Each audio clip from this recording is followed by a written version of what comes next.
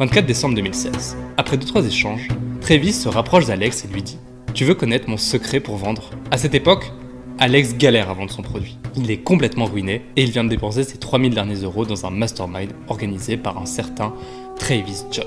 Travis, c'est un entrepreneur calme et bienveillant qui a généré plusieurs millions d'euros de ventes. Alors autant dire que oui, Alex il a envie de le connaître, son secret pour vendre. Après un court silence, Travis se rapproche et dit à Alex une phrase qui restera gravée dans sa tête. Les 2 années suivantes, Alex a appliqué religieusement cette phrase. Et grâce à elle, il a généré 4,4 millions d'euros par mois. Alors forcément, voyant le succès de sa première boîte, il a recommencé avec une deuxième, puis une troisième, puis une quatrième. Au total, sur 10 ans, il a généré plus de 100 millions d'euros de revenus, mais Alex n'a pas de tunnel de vente incroyable. Il n'a pas de branding d'enfer et il n'est pas dans un océan bleu. Non, tout ce sur quoi il s'est concentré, c'est cette simple phrase que lui a dit Travis Jones. Fais aux gens une offre si bonne qu'ils se sentiraient stupides de dire non. Une offre incroyable. C'est ça le secret derrière les 100 millions d'euros d'Alex Hormozi. Et c'est logique quand on y pense. L'offre, c'est littéralement ce que tu proposes à ton client en échange de son argent. Pas d'offre, pas d'argent, pas de business. Mais malheureusement, la plupart de nos offres sont moyennes. Oui, ces offres font vivoter notre business en nous rapportant de l'argent de temps en temps, mais on est loin de la vie de rêve sous les palmiers. Par contre, quand tu arrives à créer une offre vraiment incroyable, là tout change. La vente semble sans effort, les leads arrivent naturellement, et tu reçois des mails tous les jours de tes clients pour te remercier du travail que tu leur donnes. Et ce genre d'offre, c'est ce qu'Alex appelle des Grand Slam offers, en référence au baseball avec les Grand Slams.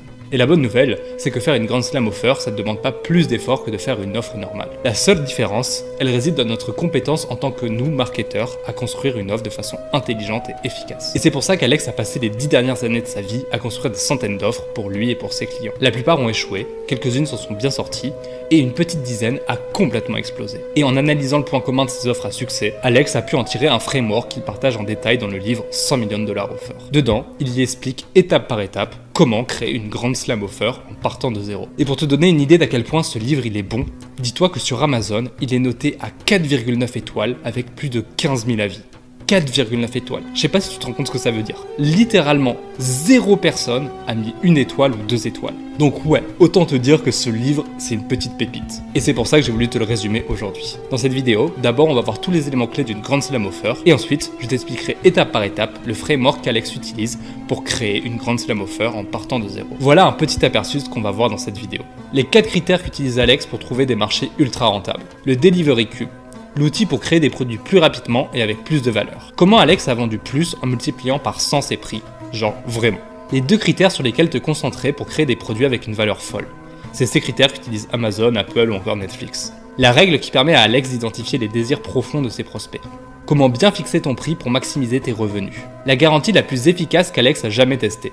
Elle lui a rapporté 1,3 million d'euros à elle seule. Comment bien utiliser la rareté dans ton offre, et encore plein d'autres trucs. En bref, on va résumer le livre 100 millions de dollars offer de Alex Hormozi. Et une petite précision avant de commencer, la suite de cette vidéo, elle sera exclusivement en audio. Donc je t'invite à avancer sur ta vie et à faire quelque chose qui pourrait te faire aller de l'avant, que ce soit faire du sport, ranger chez toi, aller te promener en nature, ou toute autre chose que tu peux faire en écoutant une vidéo. Et t'en fais pas, si je dois mettre une image pour illustrer, je te le dirai à l'avance. Bref, prends soin de toi pendant que t'écoutes ce résumé, et laisse-toi emporter par le livre de Alex Hormozi, 100 millions de dollars offer. Ok, on est parti pour ce résumé. Donc première partie, l'aspect théorie. J'ai séparé cette première partie en 5 sous-étapes. La première sous-étape, c'est la stratégie de pricing. Donc Alex, il commence le livre en expliquant que dans ton business, soit tu grossis ou soit tu meurs. L'idée de maintenance, c'est un mythe. L'idée que ton business, il stagne, il reste au même niveau et ça se passe bien, bah ça pour lui c'est du bullshit. Pourquoi? Parce qu'en fait, les marchés, ils grandissent de 9% par an en moyenne. Du coup, si toi, ton business, tu ne fais pas plus au minimum 9% de chiffre d'affaires par an par rapport à l'année dernière, ça veut dire que par rapport au marché, en fait, tu as moins de parts. Donc en fait, ton business est en train de décroître. Donc voilà, pour lui, c'est soit ton business croît, soit ton business décroît. Et donc nous, ce qu'on veut, c'est chercher la croissance. Et concrètement, la croissance, ça veut dire quoi? Ça veut dire gagner de plus en plus d'argent avec notre business au fur et à mesure que notre business avance. Et pour ça, Alex, il a identifié les 3 seuls éléments qui permettent de gagner plus d'argent. C'est numéro 1, avoir plus de clients. C'est logique, si on a plus de clients, on gagne plus d'argent. Numéro 2, faire en sorte que chacun de nos clients nous paye plus cher. Et numéro 3, faire en sorte que chaque client paye plus souvent. Donc voilà, il existe plein de façons d'augmenter chacun de ces 3 points. Mais fondamentalement, les 3 objectifs qu'on recherche à accomplir avec notre business, c'est numéro 1, avoir plus de clients. Numéro 2, faire en sorte que chaque client paye plus cher. Et numéro 3, faire en sorte que chaque client paye plus souvent. Et c'est pour ça que Alex se concentre sur la Grand Slam Offer, parce qu'en fait, une Grand Slam Offer, elle aide dans chacun de ces 3 points. La Grand Slam Offer, elle va permettre d'attirer naturellement de plus en plus de clients puisque ton offre est attractive. Elle va aussi te permettre de facturer cher, on verra pourquoi après. Et enfin, elle va aussi donner envie à tes clients de racheter, puisque comme ton offre a de la valeur, une fois qu'ils ont acheté, ils vont être contents et ils vont vouloir racheter chez toi. D'où l'importance d'avoir une Grand Slam Offer, parce qu'elle te permet d'avoir une croissance dans ton business et donc de gagner de plus en plus d'argent. Donc voilà, ça c'était pour les basiques, pour comprendre un peu l'objectif global qu'on recherche avec le business. Et ensuite, on va parler des stratégies d'achat. Enfin, j'ai pas trop de noms, on va appeler ça les stratégies d'achat. Il y a 2 types du coup d'achat. Quand le prospect il achète soit sur la valeur, soit sur le prix. Qu'est-ce que ça veut dire ce truc-là ? Quand un prospect achète sur le prix, c'est ce qu'on appelle une commodité. L'idée, c'est que, imaginons, le prospect, il a face à lui 2 tables. Ok ? Les 2 tables, elles sont identiques en tout point. Elles sont créées par la même personne, elles ont la même tête, elles ont la même solidité. C'est les 2 mêmes tables. Sauf qu'il y en a une qui coûte 300 € et l'autre qui coûte 50 €. Bah là, le prospect, quand il va faire son choix pour acheter, il va évidemment prendre celle à 50 €. Pourquoi ? Parce qu'il va se dire c'est la moins chère des 2. Là, qu'est-ce qu'il a fait notre prospect ? Il a acheté en fonction du prix de l'objet. Donc ça, c'est un achat qui est basé sur le prix. Donc ça, c'est le premier type. Et le deuxième type, c'est un achat basé sur l'unicité. Donc là, l'exemple, c'est quand tu achètes une Ferrari. Quand tu achètes une Ferrari, t'achètes une Ferrari. T'as pas de comparaison possible avec une autre marque de voiture parce que il y a que la Ferrari qui pourra te donner l'identité de Ferrari. Comme quand t'achètes une Tesla. T'achètes une Tesla. Mais ça, quand ton prospect, il va acheter, c'est la Tesla ou la Ferrari. Il va pas comparer la Tesla avec un autre objet en se disant bah ok c'est moins cher donc je vais acheter. Non, il va comparer la Tesla par rapport à la Tesla en elle-même et juste se dire ok par rapport à la valeur que cet objet m'apporte, est-ce que je suis prêt à dépenser le prix que la personne me demande. Et dans ce deuxième exemple, le prospect achète du coup sur l'unicité. Donc ça, c'est les 2 types d'achats. Et tu l'auras compris, nous, ce qu'on veut faire avec notre Grand Slam Offer, c'est de faire en sorte que notre prospect achète sur la valeur et non pas sur le prix. Pourquoi ? Parce que quand le prospect achète sur le prix, c'est une course qui va jusqu'à 0. Le prospect, tu peux toujours baisser les prix, mais à un moment, tu arrives à 0 et t'es à 0, quoi. Alors quand tu achètes sur l'unicité, c'est toi qui fixes ton prix, c'est toi qui choisis le prix que tu veux. Tu peux mettre des prix très élevés si tu veux, tu peux mettre des prix plus bas si tu le souhaites, mais on s'en fiche, c'est toi qui as le contrôle sur ton prix parce que le prospect n'a pas de comparaison possible avec un autre produit puisque ton produit est unique. Et du coup, c'est ça l'idée comment est-ce qu'on fait pour que le prospect achète sur la valeur, c'est on fait en sorte que notre produit devienne unique, qu'il n'ait pas de comparaison possible avec un autre produit. Il faut que quand notre prospect voit notre produit, il se dise ok, notre produit est ce qu'on appelle dans la catégorie des 1. Je ne connais nulle part ailleurs d'autres personnes qui proposent ce même produit que cette personne-là propose. Et donc c'est ça l'objectif qu'on va chercher à accomplir avec notre Grand Slam Offer, c'est de faire en sorte que notre offre devienne unique. Et je t'ai mis une petite citation du livre. Si tu joues au même jeu que tout le monde, tu obtiendras les mêmes résultats que tout le monde, à savoir médiocre. Tu survivras, mais tu n'avanceras jamais. Et c'est pour ça que on ne veut pas jouer au même jeu que tout le monde. Et donc on veut créer une offre unique pour pouvoir vendre sur la valeur. Mais concrètement, comment est-ce qu'on fait ça ? Eh bien ça nous amène à notre deuxième sous-partie qui est trouver une foule affamée. Et oui, la fameuse foule affamée dont j'ai déjà parlé dans plusieurs vidéos, notamment la vidéo sur le livre de Gary Alberts. Mais évidemment, je vais en parler puisque c'est vraiment le basique de toute vente, donc je suis obligé d'en parler. Pour vous l'illustrer cette fois, parce que j'essaie quand même un peu de changer la façon dont j'amène cette idée de foule affamée, je vais vous raconter l'histoire de Lloyd que Alex raconte dans son business. Lloyd, c'est un ami à lui qui est un entrepreneur qui considère extrêmement intelligent. C'est-à-dire que quand Alex se compare à Lloyd, il se dit ok, le mec est plus chaud que moi, il met plus d'actions en place que moi, il est plus intelligent, il a plus de connaissances, bref, il est meilleur en moi dans tous les points. Pourtant, dans son premier business, Lloyd générait beaucoup moins d'argent qu'Alex. Pourquoi ? Alex, il explique que tout simplement, c'est parce qu'il était dans un marché en déclin. Le premier business de Lloyd, c'était un business dans lequel il vendait des publicités dans les journaux. Et à une époque, ça marchait très très bien de payer de la pub dans les journaux. Mais avec l'arrivée d'Internet, avec l'arrivée de tout ce qui se passe, le marché de façon naturelle était en train de diminuer parce que de moins en moins de gens utilisaient les journaux. Et du coup, Lloyd, il galérait à vendre tout simplement parce qu'il était dans un mauvais marché. Et pour preuve que le vrai problème qui faisait que Lloyd ne vendait pas, c'est qu'il était dans un mauvais marché, c'est que Lloyd, à un moment, après plusieurs années de déni, on va dire, il a décidé d'arrêter son business et il a lancé un nouveau business. Cette fois, c'était une entreprise d'automatisation de masques, donc pendant la période du Covid et tout ça. Et là, en quelques mois, il a fait des millions et des millions. Donc comme quoi, le vrai problème, c'était pas l'entrepreneur, mais le marché dans lequel il était. C'est ce que Alex nous dit. Même entrepreneur, même compétences, mais marché différent. Et là, je vous ai mis une citation du livre. Tu peux avoir les pires hamburgers, des prix hyper élevés et être dans un endroit pourri, mais si t'es le seul vendeur de hamburgers de la ville et que les gens ont faim, tu vas vendre. Donc on en revient à cette idée qu'en fait, il faut que tu aies face à toi une foule qui désire profondément le produit que tu proposes et que tu sois la seule personne à proposer ce produit. L'idée de créer une offre unique, on va voir ça au fur et à mesure, comment est-ce qu'on va faire. Un autre exemple que donne Alex du coup sur cette idée de foule affamée, c'était le PQ durant le Covid. Pourquoi est-ce qu'il y a autant de gens pourquoi est-ce que le PQ se vendait ultra facilement? Parce que c'était un marché de foule affamée. Les gens désiraient profondément avoir du papier toilette pour pouvoir s'essuyer les fesses. Et du coup, le produit se vendait tout seul, même si le marketing était médiocre, que les entrepreneurs qui vendaient étaient médiocres, etc. Mais juste comme le marché était incroyable, le PQ partait tout seul. Tout ça pour dire que le marché, c'est le fondement de tout et que nous, on va pas essayer de créer la demande pour notre produit. On veut juste aller là où la demande est déjà et venir combler cette demande d'une meilleure façon que ce qui est déjà fait. L'idée, c'est que le marché est plus important que l'offre et l'offre est plus important que ta capacité à persuader. Dit autrement, si tu es dans un mauvais marché, t'as beau avoir la meilleure offre au monde, tu ne vendras pas. Et si tu es dans un marché ok, mais que ton offre est pourrie, t'as beau avoir la meilleure capacité de persuasion au monde, tu ne vendras pas. Donc, tout ce livre, toute cette idée de comment créer une grande slam offer, elle repose sur l'hypothèse que tu es au moins dans un marché qui est normal. On veut pas forcément un marché qui soit exceptionnel, un marché, comme je l'ai appelé, qui soit une foule affamée.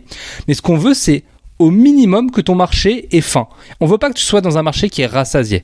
Parce que si tu es dans un marché qui est rassasié, comme on l'a vu avec l'exemple de Lloyd, ton offre a beau être incroyable, les gens n'ont plus faim, donc ils n'achèteront pas. C'est juste comme ça, c'est le marché qui fait que tu ne pourras pas vendre. Et qu'est-ce que Alex Hormozi appelle un marché normal? Pour lui, un marché normal, c'est un marché qui croît au moins au même rythme que la demande. Ça, c'est le premier point. Et le deuxième point, c'est un marché qui a des besoins qui sont non satisfaits dans une de ces trois catégories. Numéro 1, améliorer sa santé. Numéro 2, augmenter sa richesse. Et numéro 3, améliorer ses relations. Donc si tu es dans un marché qui est dans une de ces trois catégories, à savoir améliorer sa santé, augmenter sa richesse ou améliorer ses relations, et que ton marché est en croissance, alors tu es dans un marché normal. Et ce que nous dit Alex, c'est que tu peux être dans un marché normal et gagner de l'argent comme pas possible. Tous les marchés où lui il était et dans lesquels il a généré des millions, c'était des marchés normaux. On n'était pas dans des marchés des océans bleus. Mais par contre, ce que tu ne veux pas, c'est être dans un mauvais marché. Tu ne veux pas vendre des glaces à un Esquimau.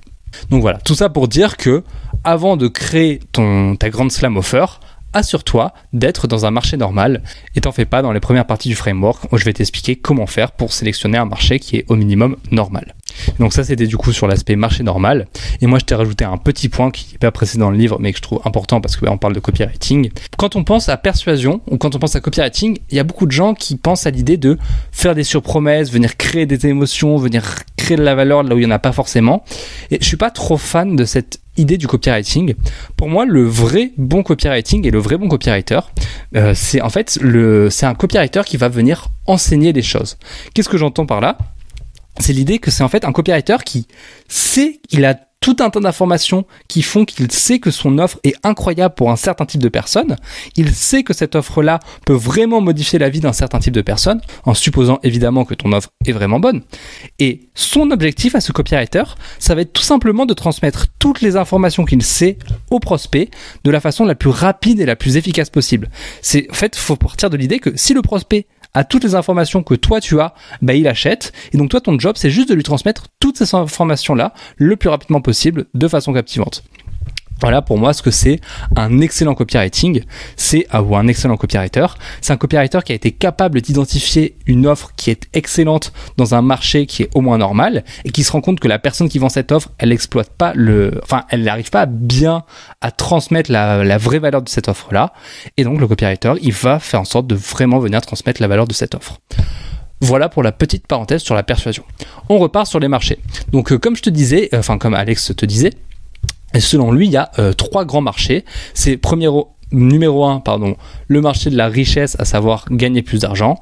Numéro 2, le marché de la santé, être en meilleure santé. Et numéro 3, le marché des relations, avoir des meilleures relations. Et ces marchés, ils existeront toujours pour une raison simple, c'est que ces marchés ils sont basés sur la psychologie humaine. Et la psychologie humaine, elle ne change pas. On a toujours les mêmes besoins, et ces besoins sont dans chacune de ces 3 catégories. Gagner plus d'argent, être en meilleure santé, avoir des meilleures relations. Et donc nous, notre objectif, ça va être évidemment de pas juste prendre le marché gagner plus d'argent, parce que c'est un marché qui est infiniment trop large. Nous, ce qu'on veut, c'est aller venir chercher un de ces 3 grands marchés et aller venir nous nicher dans un de ces 3 marchés pour venir servir un petit groupe précis et lui proposer une solution précise. Donc le but, c'est de trouver un sous-marché dans un de ces 4 grands marchés, de ces 3 grands marchés. Et pour ça, Alex utilise 4 indicateurs qui lui permettent de sélectionner un sous-marché. Le premier indicateur, ça va être la douleur. Est-ce que la personne qu'il vise désire désespérément obtenir ce qu'il propose? Donc l'idée, c'est qu'en fait, plus une personne souffre, plus son désir sera fort et plus elle sera prête à payer cher. Souviens-toi, nous, on veut pas créer le désir, on veut juste venir capitaliser sur le désir qui est déjà existant. Donc si tu prends une personne qui souffre plus, de façon naturelle, elle aura plus de désir, donc ça sera plus simple de lui vendre un produit qui est plus cher et en plus ton produit aura plus de valeur puisque tu viendras résoudre un problème qui est plus douloureux pour elle, donc elle sera encore plus contente. Bref, c'est gagnant pour tout le monde. Ensuite, le deuxième point, c'est le pouvoir d'achat. Est-ce que ma cible a de l'argent? Parce que t'auras beau être le meilleur copywriter du monde, si ta cible n'a pas d'argent, elle n'a pas d'argent, elle peut pas l'inventer. Donc, tu dois viser une audience qui doit être capable de payer le service que tu lui proposes. Donc voilà, deuxième point, est-ce que ma cible a de l'argent? Troisième point, est-ce que ma cible est facile à trouver? Est-ce qu'elle est facile à cibler? Parce que même idée, si tu as un produit qui correspond parfaitement à ton audience, mais que tu es incapable de trouver ton audience, ça ne sert à rien puisque ton audience n'entendra jamais parler de ton produit. Donc, il faut que tu t'assures de viser une cible que tu puisses trouver. Et ça, j'ai mis une petite note par rapport à ce point-là. C'est qu'aujourd'hui, je pense pas que ce troisième point soit un vrai problème. Évidemment, dans certains cas très précis, ta cible sera impossible à trouver. Mais dans la plupart des cas, ta cible pourra être trouvée assez facilement. Pourquoi? Juste simplement grâce à la pub, où l'idée c'est qu'en fait, la pub va littéralement venir toucher tout le monde. Et après, les algorithmes de Google, Facebook, etc. font en sorte de comprendre à qui ta pub parle pour aller viser ces personnes précises. Donc si toi, dans ta pub, tu fais une pub qui est polarisante, qui parle précisément à ton avatar, Google et Facebook pourront de façon naturelle aller venir trouver cette cible-là pour venir l'aider. Donc là, pour moi, les seules exceptions, ça serait vraiment genre soit des personnes qui n'utilisent pas Internet. Voilà, en fait, c'est juste ça. Pour moi, les seules exceptions, c'est des personnes qui n'utilisent jamais Internet. Et là, ça serait effectivement difficile dans certains cas d'aller les trouver. Et encore. Mais voilà, c'était juste une petite parenthèse là-dessus. Donc bref, le troisième point, c'est qu'il faut que ton marché, ta cible soit facile à cibler. Et le quatrième point, c'est qu'il faut que ta cible soit en croissance. Comme on l'a vu, si ton marché est en décroissance avec l'exemple de Lloyd, tu vas galérer. Donc il faut que ton marché augmente chaque année pour être sûr que ça soit simple. Et Alex dit une métaphore qui est très parlante. Il dit, si ton marché est en croissance, c'est comme si tu avais le vent dans le dos, tout est plus simple. À l'inverse, quand ton marché est en décroissance, c'est comme si tu avais le vent de face, tout ce que tu fais semble beaucoup plus dur. Donc plus le marché est en croissance, plus ça sera fluide, plus tu iras vite, mieux c'est. Donc focus un marché en croissance. Donc voilà pour les 4 points qu'Alex donne quand il s'agit de cibler ton sous-marché. T'en fais pas, là je précise, on est bien dans la partie théorie. Donc là j'explique les concepts un peu de façon générale. Après dans la deuxième partie de la vidéo, il y aura vraiment cet aspect étape par étape. On va reprendre tous ces points qu'on a vus et on verra comment faire pour identifier ton marché, identifier ta cible, comment, voilà tous ces points que je suis en train de t'expliquer. Voilà, là on est vraiment dans la partie théorie. Après il y aura une application concrète. Je voulais préciser, au cas où tu dis je suis perdu, je comprends pas ce qu'il faut faire. Pour l'instant, on est juste dans l'explication des concepts. Voilà, je referme la parenthèse. Donc voilà pour les 4 grands points d'indicateurs de sous-marché. Et moi, je t'ai rajouté un 5e point, c'est un point bonus qui, je pense, te facilitera grandement la tâche. Et ce 5e point que je t'ai noté, c'est tout simplement de réfléchir à ce que tu as déjà fait toi dans un de ces marchés pour démontrer la crédibilité. Pourquoi? Parce que les actes sont 1000 fois plus puissants que les mots. N'importe qui peut dire j'ai fait ci, j'ai fait ça, machin, mais si toi tu as concrètement l'expérience, tu as vraiment mis en place des actions dans un des sous-marchés particuliers, du coup de façon naturelle, tu auras beaucoup plus de valeur à apporter parce que tu comprendras beaucoup mieux les choses, tu auras beaucoup plus d'expérience, de choses à dire, etc. Et donc ça sera beaucoup plus simple pour toi de vendre, de créer de la valeur, etc. Donc bref, point bonus, choisis dans ton marché, assure-toi de choisir un marché dans lequel toi tu as déjà l'expérience, tu as déjà fait des choses. C'est mieux, c'est pas obligatoire, mais ça te facilitera la vie. Donc voilà pour ce point bonus. Et donc ensuite Alex nous donne un exemple dans la niche, enfin dans le marché d'améliorer ses relations. S'il doit prendre une sous-niche, un sous-marché dans ce grand marché d'améliorer les relations, lui ce qu'il va faire, c'est qu'il va viser plutôt les personnes âgées. Pourquoi ? parce que les personnes âgées, elles souffrent plus, puisqu'elles souffrent de solitude, donc la douleur est plus forte. Ensuite, deuxième point, elles ont de l'argent, puisque ces personnes âgées, elles ont travaillé toute leur vie, donc elles ont économisé, elles ont de l'argent, et donc elles ont de l'argent à dépenser. Troisièmement, elles sont faciles à trouver, elles sont en maison de retraite. Et quatrièmement, c'est un marché qui est en croissance, puisqu'on vieillit tous, donc on se rapproche tous de l'âge des vieilles personnes, donc le marché croît tout le temps. Voilà pourquoi Alex, du coup, il dit dans cet exemple, il dit je préfère viser la personne qui est vieille et qui va, par exemple, souffrir qui arrivera pas à se faire des amis, plutôt que le jeune de 20 ans qui arrive pas à se mettre en couple. Le jeune de 20 ans, il a peut-être moins de douleur, comme il est au début, il a moins d'argent, il est facile à trouver, ça c'est pas un problème et c'est en croissance. Mais voilà pourquoi la cible des vieux est plus intéressante. Donc l'idée, c'est que tu réfléchisses à ce dans quoi tu es bon en termes de santé, de richesse et de relations, puis tu réfléchis à qui tu vas apporter le plus de valeur en fonction des 4 critères qu'on a vus. Et Alex, il nous donne un conseil, c'est l'idée d'être ultra précis sur ta cible. Mais quand on dit ultra précis, c'est genre vraiment ultra précis. Alex, il donne un exemple concret, il dit lui dans son premier business, au début, il aidait les petites entreprises à signer plus de clients. Et il nous dit qu'il galérait comme pas possible. Il avait quelques ventes par-ci par-là, mais les fins de mois étaient difficiles, c'était hyper instable, etc. Et un jour, il a décidé d'être beaucoup plus précis. Et au lieu de cibler les petites entreprises pour les aider à gagner plus de clients, il est passé sur la cible des propriétaires de salles de sport, donc les personnes qui ont une salle de sport, avec déjà 100 membres au moins qui ont signé, qui ont un bail signé, donc qui ont une salle de sport déjà, et il aidait du coup ces gérants de salles de sport à trouver plus de clients. Et le résultat de ça, c'est qu'il est passé d'un business où il galérait à un business où il générait 4,4 millions d'euros par mois. Pourquoi ? Parce qu'en fait, la cible était tellement précise qu'il pouvait apporter une solution avec tellement de valeur, du coup il pouvait facturer beaucoup plus cher et il trouvait beaucoup plus facilement ses clients parce que les clients se sentaient beaucoup plus concernés et bref, son business a été en pleine croissance. Et donc dans ce business qui s'appelle le Gym Launch, je te le dis parce qu'on va en reparler après, donc dans ce business Gym Launch, il refusait et il refuse toujours toutes les personnes qui ne rentrent pas dans son avatar, à savoir un propriétaire de micro-gym avec 100 membres, un bail signé, au moins un employé et qui souhaite aider ses clients à perdre du poids. Ça c'est son critère pour son avatar et il nous dit évidemment qu'il peut aider d'autres personnes, évidemment que sa méthode fonctionne pour d'autres types d'avatars, mais pour garder le focus et garder un message fort de persuasion, le fait d'être ultra précis sur qui tu t'adresses, ça fait que tu sais exactement à qui le produit s'adresse et ça a été pour lui un game changer. Tout ça pour dire que la richesse, elle est dans les niches. Quand tu niches, tu peux littéralement facturer 100 fois plus cher pour le même produit. Et là, il nous donne un exemple qui vient de Dan Kennedy, où Dan Kennedy, il donne l'exemple d'un produit où c'est un produit sur la gestion du temps. Donc si on imagine juste une formation sur la gestion du temps, cette formation-là, c'est une formation qui est ultra générale. Donc ça, on pourrait la vendre par exemple à $19. Ça pourrait être un prix qui pourrait être cohérent parce que c'est un truc pas trop cher, ok, c'est un truc ultra vague. Maintenant, si on commence à nicher et qu'on dit, ok, la gestion du temps, mais pour les vendeurs professionnels.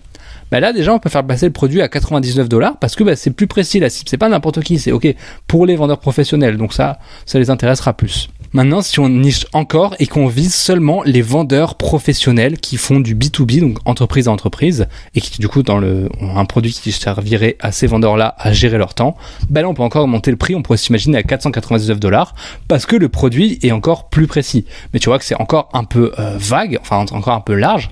Et maintenant, si on arrive et qu'on dit un produit de management pour les vendeurs qui vendent en B2B dans ce qu'il a appelé le gardening, Power Tool et Gardening, ça c'est donc si je traduis le jardinage. Là, on se dit ok, le truc est tellement précis, là tu peux facilement le vendre à $2000 parce que la personne qui tombe sur ce produit, elle se dit évidemment ce produit est fait pour moi, je ne trouverai pas d'autres produits qui sont mieux que celui-là parce que ce produit est tellement précis, tellement ciblé qui va m'aider à avoir ce truc de gestion du temps. Tout ça pour dire qu'en fait, plus tu es précis dans ta cible, plus ça sera simple de facturer cher et plus ton produit apportera de la valeur. Donc au départ, en tout cas, sois précis et quand tu auras saturé ta niche, tu pourras augmenter. Et là, Alex donne un conseil pour savoir quand est-ce que tu peux augmenter ta cible. C'est simple, si tu es en dessous des 10 millions d'euros par an, alors de façon générale, t'as pas besoin d'augmenter ta cible. Donc voilà pour cette idée d'être ultra précis sur ta cible. Ça, c'est le premier point. Et le deuxième point, c'est ne choisis qu'une seule cible. Personne ne peut servir 2 maîtres à la fois. Donc ça, c'est une erreur qu'on fait beaucoup, c'est que quand on cible un marché et qu'on voit qu'on n'a pas de résultat, on veut changer de marché. On se dit, ok, ma cible, elle marche pas, ça fait 2 mois que je fais ça, ça fait 3 mois, je vois que j'ai pas de résultat, je change. Mais Alex, il nous dit que tous les business et tous les marchés, ils ont des avantages et des inconvénients. Dans tous les business, il y aura des problèmes, dans tous les business, il y aura des galères, dans tous les business, il y aura des trucs qui sont chiants. Donc, si tu veux des résultats, tu dois rester engagé suffisamment longtemps pour avoir le temps de faire des tentatives et des erreurs. Et là, je t'ai mis une citation du livre. Tu échoueras avant de réussir. Mais tu échoueras beaucoup plus longtemps si tu continues de changer de marché continuellement. Donc, choisis-en un et engage-toi à fond. Si tu essaies une centaine d'offres, je te promets que tu y réussiras. La plupart des gens n'essayent jamais rien. D'autres échouent une fois puis abandonnent. Il faut de la résilience pour réussir. Arrête de le prendre personnellement. Il ne s'agit pas de toi. Si ton offre ne fonctionne pas, cela ne veut pas dire que t'es nul. Cela veut juste dire que ton offre est nulle. Grande différence. T'es nul seulement si t'arrêtes. Alors réessaye. Donc voilà pour ce point, ce deuxième point, où l'idée c'est de dire reste engagé sur ta cible. C'est pas parce que ça marche pas au bout d'1 mois que ta cible est pourrie. C'est peut-être juste que t'as pas essayé assez longtemps, que t'as pas assez mis assez d'actions en place. Donc ça c'était pour le deuxième point du livre sur l'aspect de trouver une foule affamée. Et je t'ai rajouté un petit bonus qui est un chapitre bonus qui n'est pas présent dans le livre mais que Alex a envoyé dans sa newsletter. C'est une petite pépite qu'il a donnée, je trouvais tellement incroyable que je me devais de te la partager dans ce résumé. Donc dans ce chapitre bonus, Alex il explique qu'en 2019, il a participé à un mastermind avec que des pointes. Dis-toi que pour participer à ce mastermind, il fallait que tu aies une entreprise de software, donc qui vendent des logiciels, et que cette entreprise fasse minimum 1 million d'euros par mois. Minimum, pour faire partie juste de ce mastermind. Donc autant te dire qu'il y avait que des mecs qui étaient chauds là-bas. Et dans ce mastermind, il y a un type qui a pris la parole. C'était un gars qui avait généré 50 milliards d'euros de ventes à Vista. Donc c'était un mec qui était un spécialiste du pricing et de la maximisation d'argent. Et autant te dire que quand le mec est responsable de 50 milliards d'euros de ventes, c'est que c'est une vraie bête. Et ce mec-là, il a partagé sa stratégie pour maximiser les gains. Et en fait, sa stratégie, elle était tellement simple et tellement on l'entendait tellement de nulle part que Alex il l'a partagé et qu'il faisait juste je voulais te la partager parce qu'elle était incroyable. Donc sa stratégie c'est en 3 étapes. D'abord tu prends tous les acheteurs de ton business et dans tous les acheteurs tu essayes d'identifier ceux qui sont restés le plus longtemps et qui ont dépensé le plus d'argent. Donc tes meilleurs acheteurs. Ça c'est le premier point. Ensuite le deuxième point c'est que tu cherches à trouver le point commun entre tous ces acheteurs. Et le troisième point, c'est que tu élimines tous les autres et tu concentres tous tes efforts uniquement sur ces acheteurs. Donc typiquement, eux, quand ils rachetaient des business qui faisaient déjà 10 millions, ils prenaient ces business, ils regardaient tous les acheteurs, toutes les personnes qui avaient acheté, et ils regardaient le top 5% des gens qui avaient le plus dépensé d'argent dans ces business. Ils essayaient de comprendre le point commun de ces top 5% et ils venaient concentrer tous leurs efforts uniquement sur ces top 5% pour venir passer de 1 million à 10 millions puis à 100 millions et faire scaler comme ça la boîte. Parce qu'en fait, c'est comme ça que ça fonctionne, c'est la loi de Pareto. C'est 20% de tes clients vont te rapporter 80% de ton chiffre d'affaires. Du coup, la meilleure stratégie, c'est de se concentrer sur ces 20% pour essayer de faire augmenter le chiffre et pour venir essayer de faire augmenter tes résultats. Et donc, c'est littéralement Pareto sous stéroïdes. Donc voilà le petit chapitre bonus que Alex partage et la stratégie je la trouvais hyper intéressante. Du coup on peut venir rajouter ça dans ta cible quand tu viens vendre à des gens. Essaye de te concentrer sur les 20% d'acheteurs qui vont te rapporter 80% du résultat. Voilà pour cette deuxième sous-partie. On passe à la troisième partie, à savoir charge le prix que ça vaut. C'est comme ça que je l'ai appelé. Ou dit autrement, comment savoir quel prix facturer. Donc, pour ça, Alex, il explique que la raison pour laquelle les gens achètent quoi que ce soit, c'est qu'ils veulent faire une bonne affaire.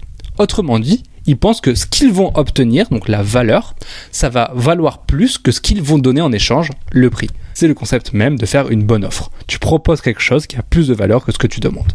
Et évidemment, plus le cap entre ce que tu proposes et ce que tu demandes est élevé, plus le deal semblera bon pour la personne en face. Maintenant, c'est quoi la manière classique de fixer un prix ?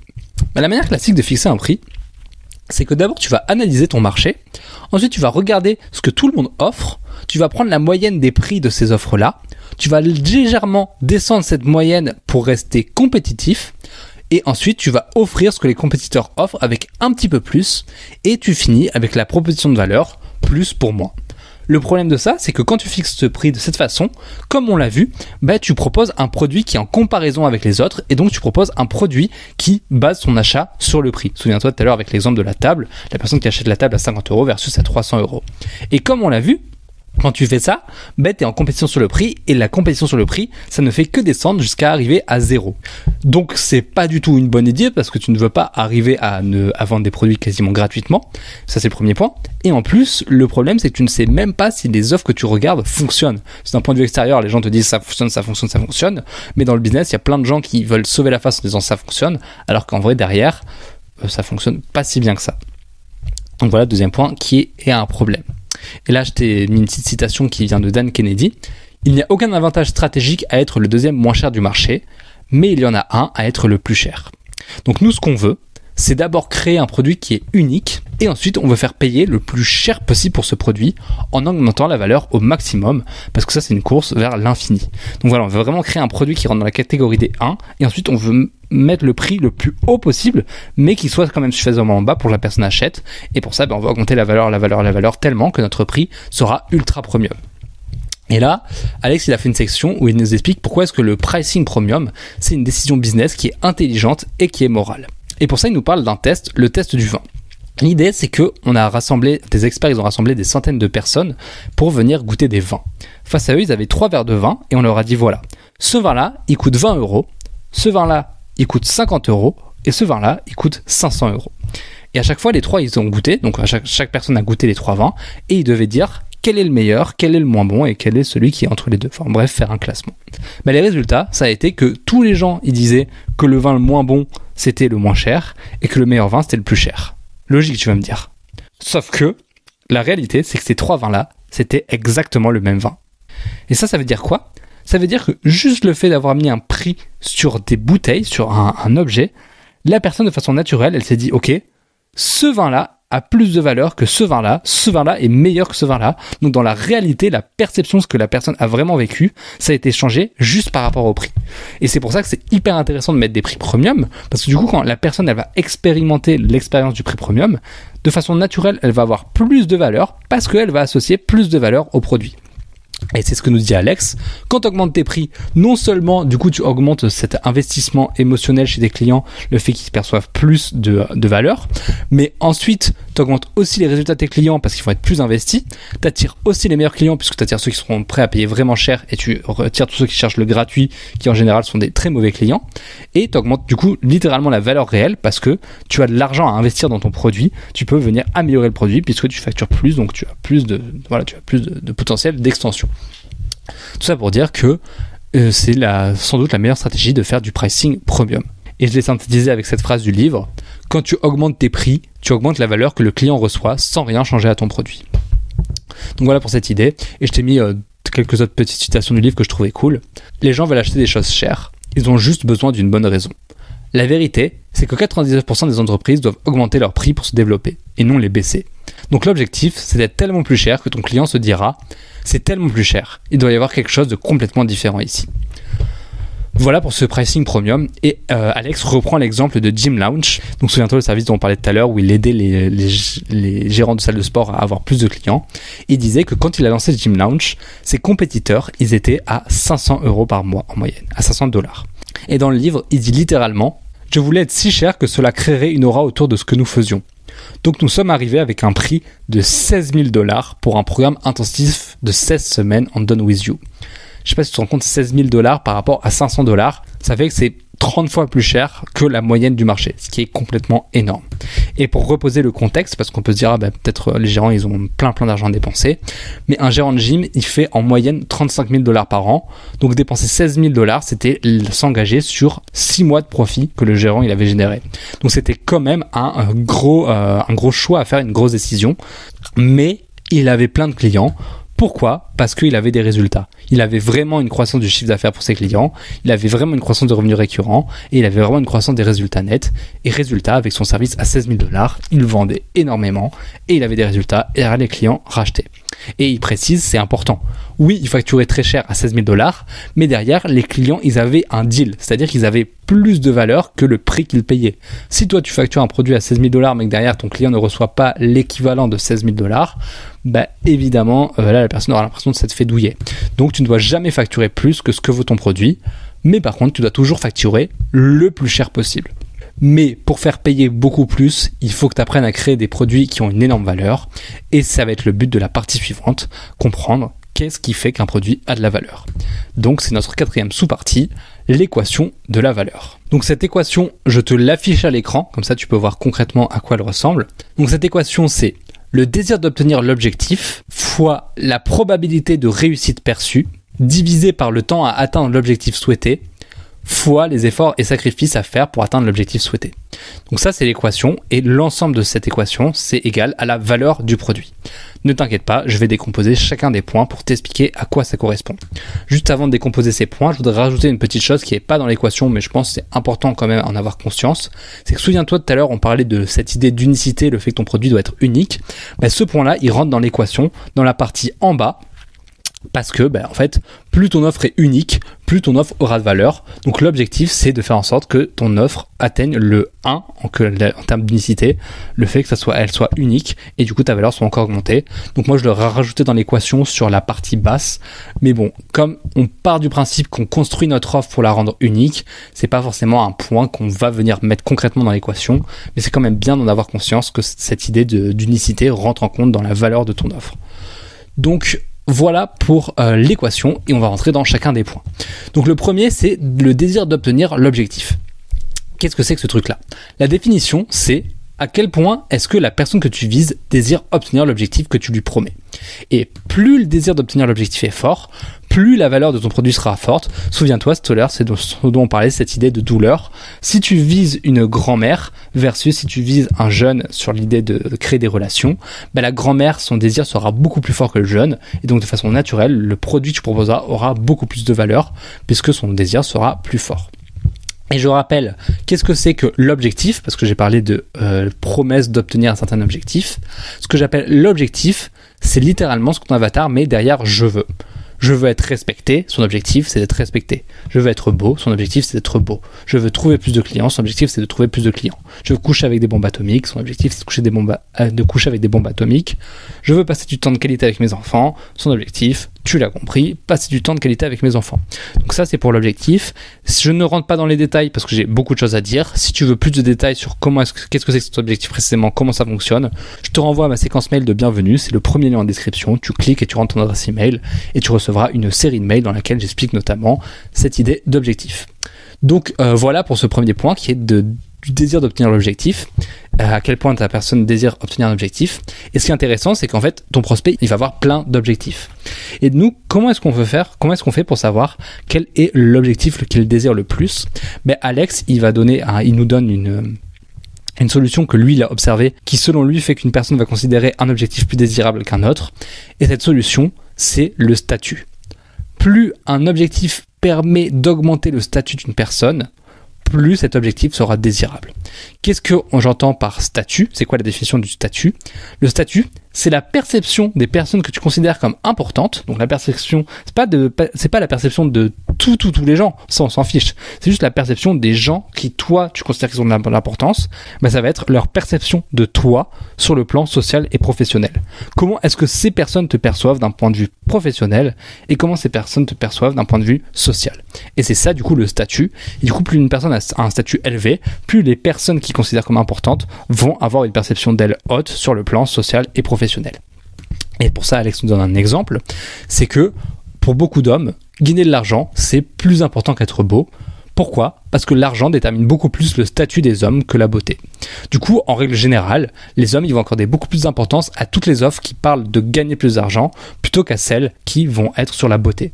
Et d'ailleurs, on peut voir l'aspect inverse avec les femmes. Souvent, les femmes vont plus être intéressées par des offres sur la beauté que sur des offres sur gagner de l'argent. Pourquoi ? Par rapport à cette idée de statut. Là, on peut se dire, ouais, moi je pense que c'est pas vrai. Typiquement, la première fois, la femme de Russell Brunson, qui s'appelle Colette, la première fois qu'elle a entendu cette idée, elle disait, non, moi j'y crois pas, je pense que c'est du bullshit.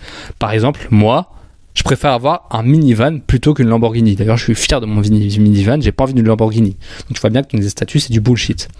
Sauf qu'en fait, comme je l'ai expliqué, le statut, ça ne dépend pas de tout le monde.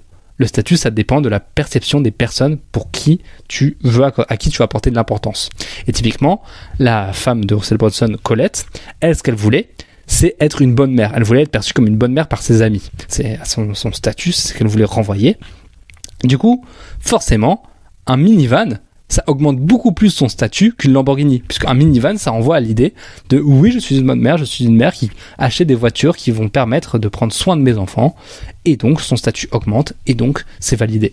Tout ça pour dire que le statut, c'est pas le statut de façon générale, c'est le statut par rapport à la cible que tu vises, et en fonction de ta cible, la cible aura une perception complètement différente de son statut.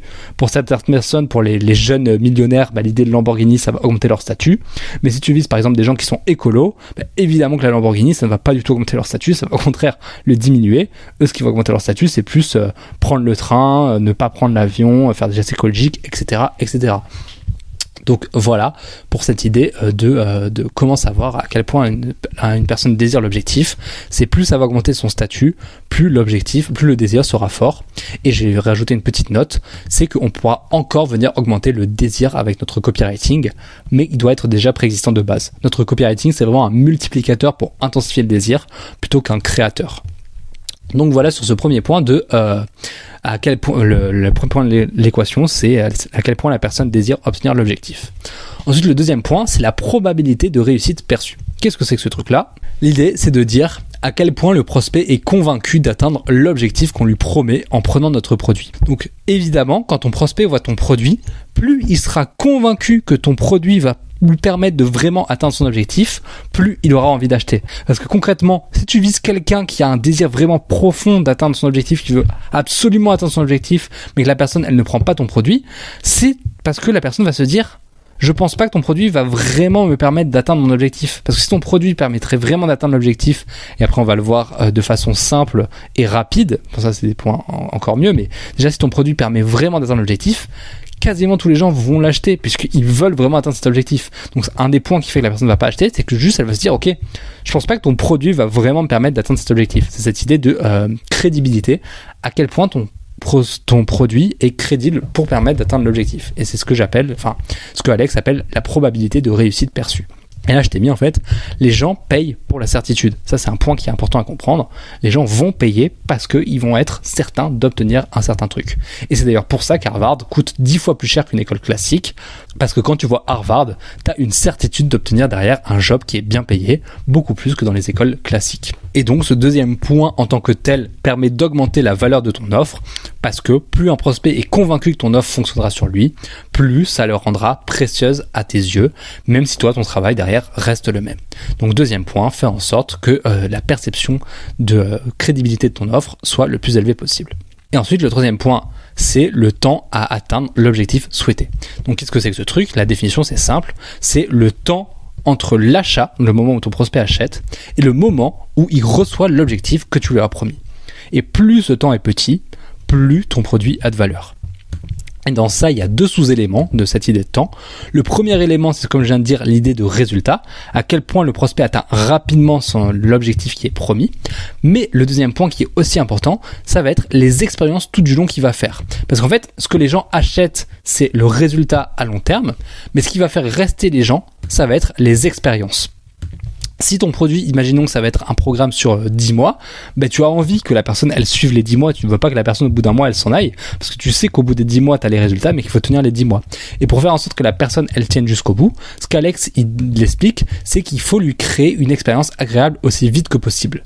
Lui, typiquement, quand il allait chez les clients de gérants de salles de sport pour les aider à augmenter leur nombre de clients, dès la première semaine, il se concentrait sur lancer des pubs et faire du closing, parce qu'il voulait amener 2000 € de vente dès la première semaine à ses clients.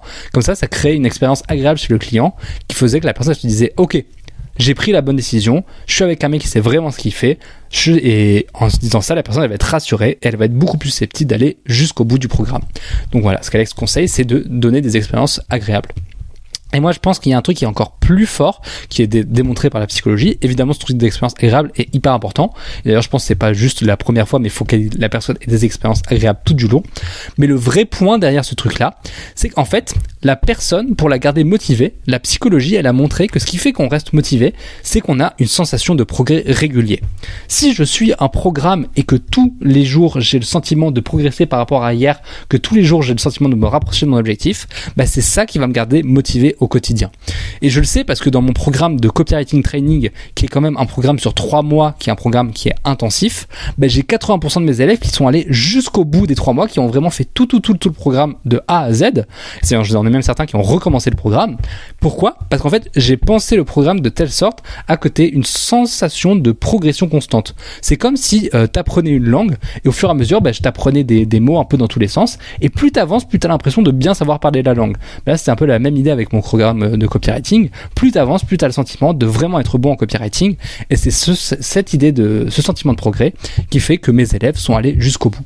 Donc tout ça pour dire que dans ton produit, tu dois évidemment faire en sorte, numéro 1, que l'objectif soit atteint le plus rapidement possible, mais tu dois aussi, numéro 2, faire en sorte que la personne ait un sentiment de progression constante, de se rapprocher de son objectif. Donc ça, c'était pour le 3e point. Et le 4e point, c'est les efforts et sacrifices à faire pour atteindre l'objectif souhaité. Donc la définition, c'est simple, c'est moins une personne devra faire d'efforts et de sacrifices pour atteindre l'objectif que tu lui promets, plus ton programme aura de la valeur. Qu'est-ce qu'on définit par un effort ? Un effort, c'est quelque chose que la personne doit commencer à faire, et un sacrifice, c'est quelque chose que la personne doit arrêter de faire. Donc typiquement, si la personne elle doit se lever à 5h du matin, c'est un effort qu'elle doit faire, parce qu'avant elle ne le faisait pas, et maintenant elle doit le commencer à le faire. À l'inverse, si la personne elle doit arrêter de manger du Nutella, là c'est un sacrifice, puisque de base elle le faisait, et là elle doit arrêter de le faire. Bref, juste pour être très précis sur la définition d'effort et sacrifice. Mais du coup, comme on l'a dit, moins ton produit demandera d'efforts et de sacrifices pour atteindre l'objectif promis, plus ton produit aura de la valeur. Et l'exemple, c'est le fitness versus la chirurgie esthétique. Le fitness par rapport à la chirurgie esthétique, ça a plein d'efforts et de sacrifices. Tu dois te réveiller tôt, tu dois prendre 5 heures par semaine pour faire du sport, tu dois arrêter de manger la nourriture que t'aimes, tu vas être fatigué physiquement, au début ça va être dur mentalement parce que tu vas pas avoir envie de le faire, tu vas pas avoir la motivation, tu vas avoir un sentiment d'embarrassement, tu sauras pas comment faire les exercices, tu as des risques de blessures, etc. Tu vois, c'est du côté du fitness, alors que de l'autre côté, la chirurgie esthétique, c'est quoi les efforts et les sacrifices ? C'est avoir mal pendant 2 à 4 heures. Voilà. Et c'est pour ça que une chirurgie esthétique coûte beaucoup plus cher que des programmes de fitness, parce que la chirurgie esthétique demande beaucoup moins d'efforts et de sacrifices. Et un autre exemple que je t'ai mis qui est incroyable, c'est un exemple qui vient de My Eye. C'est un produit, en fait, c'est un sauna portatif que tu peux installer chez toi. Et ils avaient fait une pub qui était hyper forte, c'est de dire, quand tu fais une session de course à pied de 30 minutes, ça te brûle 300 calories. Quand tu restes allongé dans notre sauna pendant 30 minutes, ça te brûle 600 calories. Ah, et au passage, quand tu es allongé dans notre sauna, t'es allongé. Mais pourquoi c'est si fort ce truc-là ?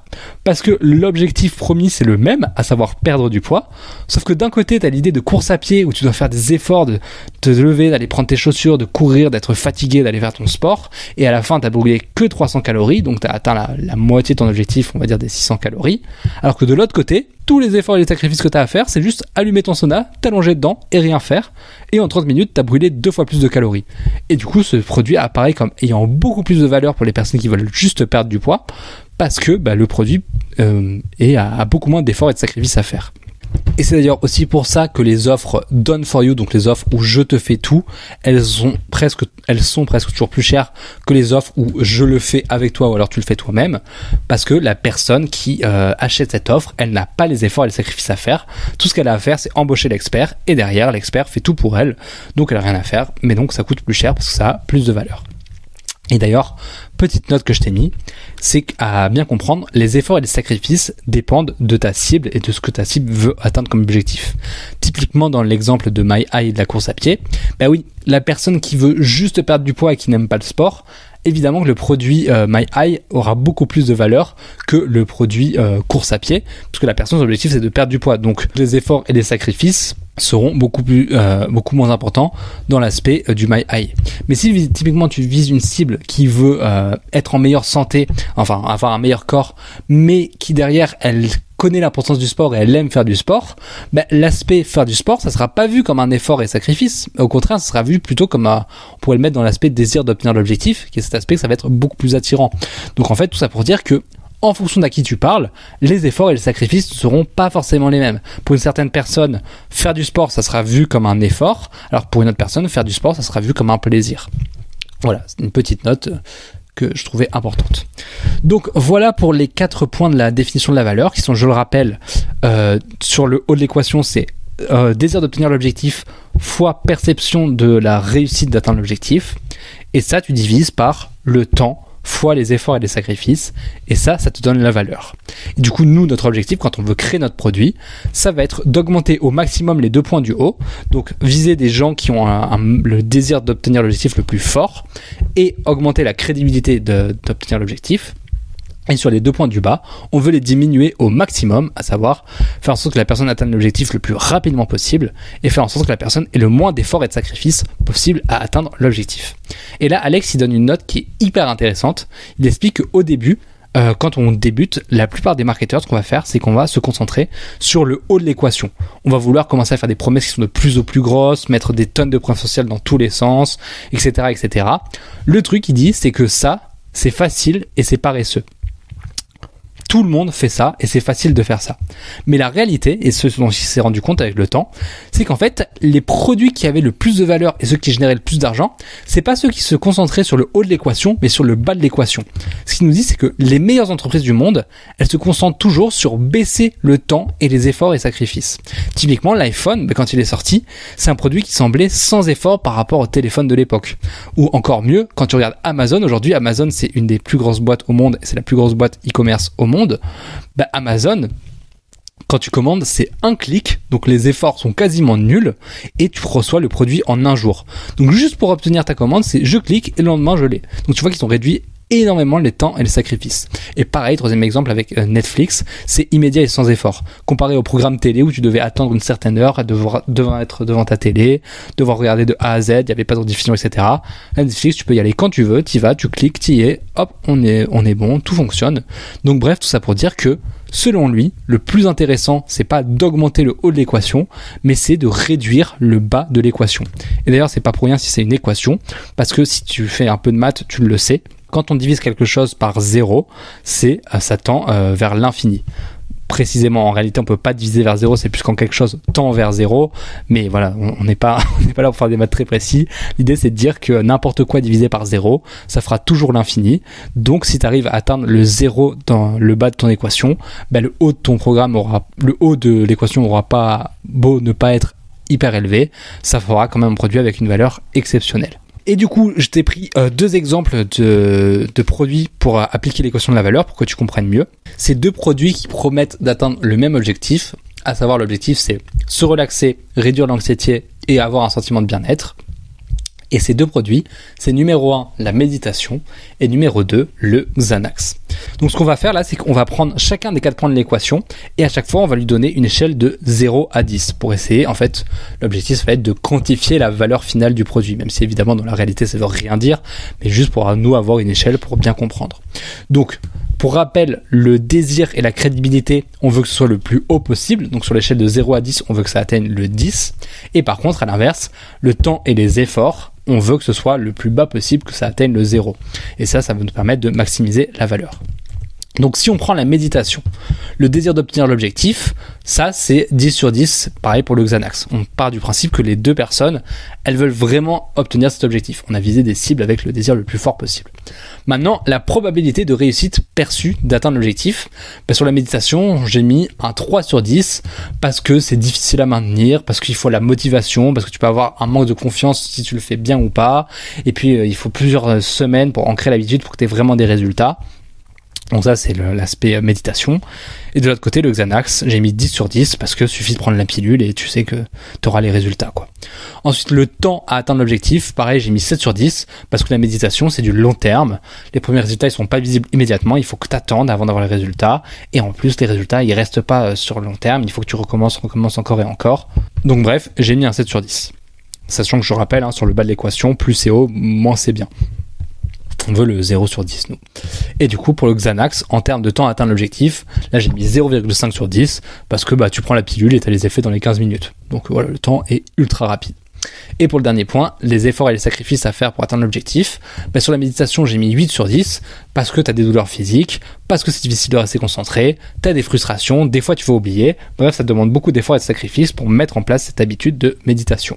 De l'autre côté, le Xanax, j'ai mis 0,5 sur 10 parce que les seuls efforts que ça te demande, c'est d'ouvrir ta boîte et de prendre ta pilule, à savoir quasiment aucun effort. Et donc, si on calcule la valeur de ces deux produits par rapport aux notes qu'on a mis, ça nous donne pour la méditation 10 x 3 sur 7 x 8, et ça nous fait un total de 0,54. Et de l'autre côté, sur le Xanax, ça nous fait 10 x 10 sur 0,5 x 0,5, et ça nous fait un total de 400. Donc 0,54 versus 400, c'est presque 1000 x 1000 sur le Xanax. Donc le Xanax, dans l'idée de quantifier la valeur, a 1000 fois plus de valeur que la méditation pour la personne qui souhaite du coup atteindre cet objectif de réduire l'anxiété, avoir un sentiment de bien-être et se relaxer. Et c'est pour ça que le Xanax, que l'industrie du Xanax vaut des milliards, alors que la méditation, ça c'est ce que Alex nous dit, qui ne connaît aucun business de méditation qui vaut des milliards.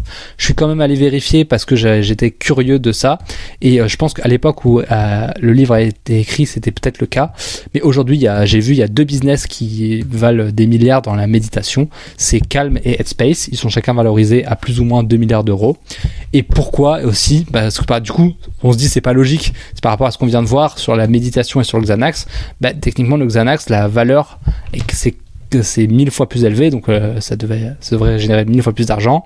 Oui, sauf qu'aujourd'hui, je pense que tu as un aspect sur les efforts et sacrifices sur les médicaments, où il y a de plus en plus de gens qui se méfient des médicaments, qui ne veulent pas prendre de médicaments, et du coup ça serait un sacrifice énorme de prendre un médicament, ce qui fait que le Xanax passe d'un 0,5 sur 10, qui est de juste prendre la pilule, à un 9 sur 10, voire un 10 sur 10, parce que la personne, ça lui demande un sacrifice énorme de prendre le médicament, et du coup ça vient réduire la valeur du Xanax. Et de l'autre côté, du coup la méditation, on pourrait se dire que ça augmente, ça diminue les efforts et les sacrifices, parce que la personne là n'a pas à prendre de pilule, donc c'est juste naturel et c'est beaucoup plus intéressant pour elle. Voilà, petite parenthèse que je trouvais intéressante. Mais bref, tout ça pour illustrer de façon générale juste cette équation, pour que tu comprennes un peu comment ça marche et qu'est-ce qu'on cherche à faire. Nous, on cherche à augmenter les 2 points d'en haut et diminuer les 2 points d'en bas. Donc voilà sur cette équation, et Alex précise un dernier point qui est important. Il nous dit, la perception, c'est la réalité. Qu'est-ce que c'est que ce machin? Tout simplement dire que si ton produit, tu as réussi à faire en sorte de réduire le temps, les efforts et d'augmenter le désir et la sûreté, mais que ton prospect, il n'en a pas conscience, dans la réalité, ton produit, il a aucune valeur. Parce que ce qui compte, évidemment, c'est que ton produit offre ce que tu proposes, mais ce qui est encore plus important, c'est que ton prospect ait conscience de ce que ton produit offre, ce qu'il propose. Tu sais, c'est ce que je t'expliquais tout à l'heure avec cette idée d'éducation. Ton produit a beau être incroyable, t'as beau le savoir qu'il est incroyable, si ton prospect le sait pas, pour lui ton produit est pourri. Donc ton objectif, ça va être non seulement de créer un produit qui est incroyable, mais aussi de faire en sorte que la perception du prospect par rapport à ton offre soit incroyable. Et ça, c'est tout le rôle du copywriter, c'est justement de transmettre ces informations, de transmettre l'idée de augmenter le désir d'obtenir l'objectif, donc montrer que que l'objectif qu'on promet d'atteindre, c'est l'objectif que la personne va atteindre. Ensuite, montrer en quoi notre mécanisme, il est sûr, il est rapide et il est sans effort. Et ensuite, venir retirer toutes les objections restantes. C'est ça le rôle du copywriter. Et c'est ça qui va faire qu'un bon copywriter va pouvoir transmettre toutes les informations sur l'offre et venir vendre. Voilà du coup pour ce 4e point sur l'équation de la valeur. Et on en arrive à notre 5e sous-partie. Après, on passera à l'application concrète du framework. La 5e sous-partie du livre, c'est ce qu'il a appelé Free Good While. En français, je l'ai traduit par bienveillance. C'est un peu difficile de traduire. Mais dedans, il explique qu'il y a une astuce hyper simple pour augmenter notre valeur personnelle. Et cette astuce, c'est tout simplement de partager un contenu de valeur à quelqu'un. Donc un contenu de valeur, ça peut être un livre que t'aimes bien, ça peut être une vidéo, ça peut être un post, ça peut être une citation, bref, quelque chose qui toi t'a apporté de la valeur et qui te dit, et dans ta tête où tu te dis, ok, si j'envoie à cette personne, ça peut lui apporter de la valeur aussi. Mais pourquoi est-ce que ça augmente ta valeur perso? Tout simplement parce que la personne, elle associera automatiquement cette valeur à toi. C'est comme ça que fonctionne notre cerveau. En fait, notre cerveau fonctionne par association. Donc si tu envoies quelque chose de valeur à quelqu'un et que la personne, elle sait que c'est toi qui lui a envoyé ça, son cerveau à elle va associer le contenu de valeur que tu lui as envoyé avec toi. Mais du coup, dans son livre, lui demandait de mettre une évaluation. Bon, toi, tu ne peux pas le faire parce que tu n'as pas acheté le livre. Mais du coup, je me suis dit que si jusqu'à présent, tu as trouvé ce que je racontais intéressant et que ça t'avait aidé de façon générale, ça serait génial que tu prennes juste 15 secondes pour partager ce contenu à quelqu'un de ton entourage à qui ça pourrait être utile. Parce que comme on l'a vu, c'est gagnant pour tout le monde. Pour toi, si tu trouves, évidemment fais-le que si tu trouves que cette vidéo t'a apporté de la valeur.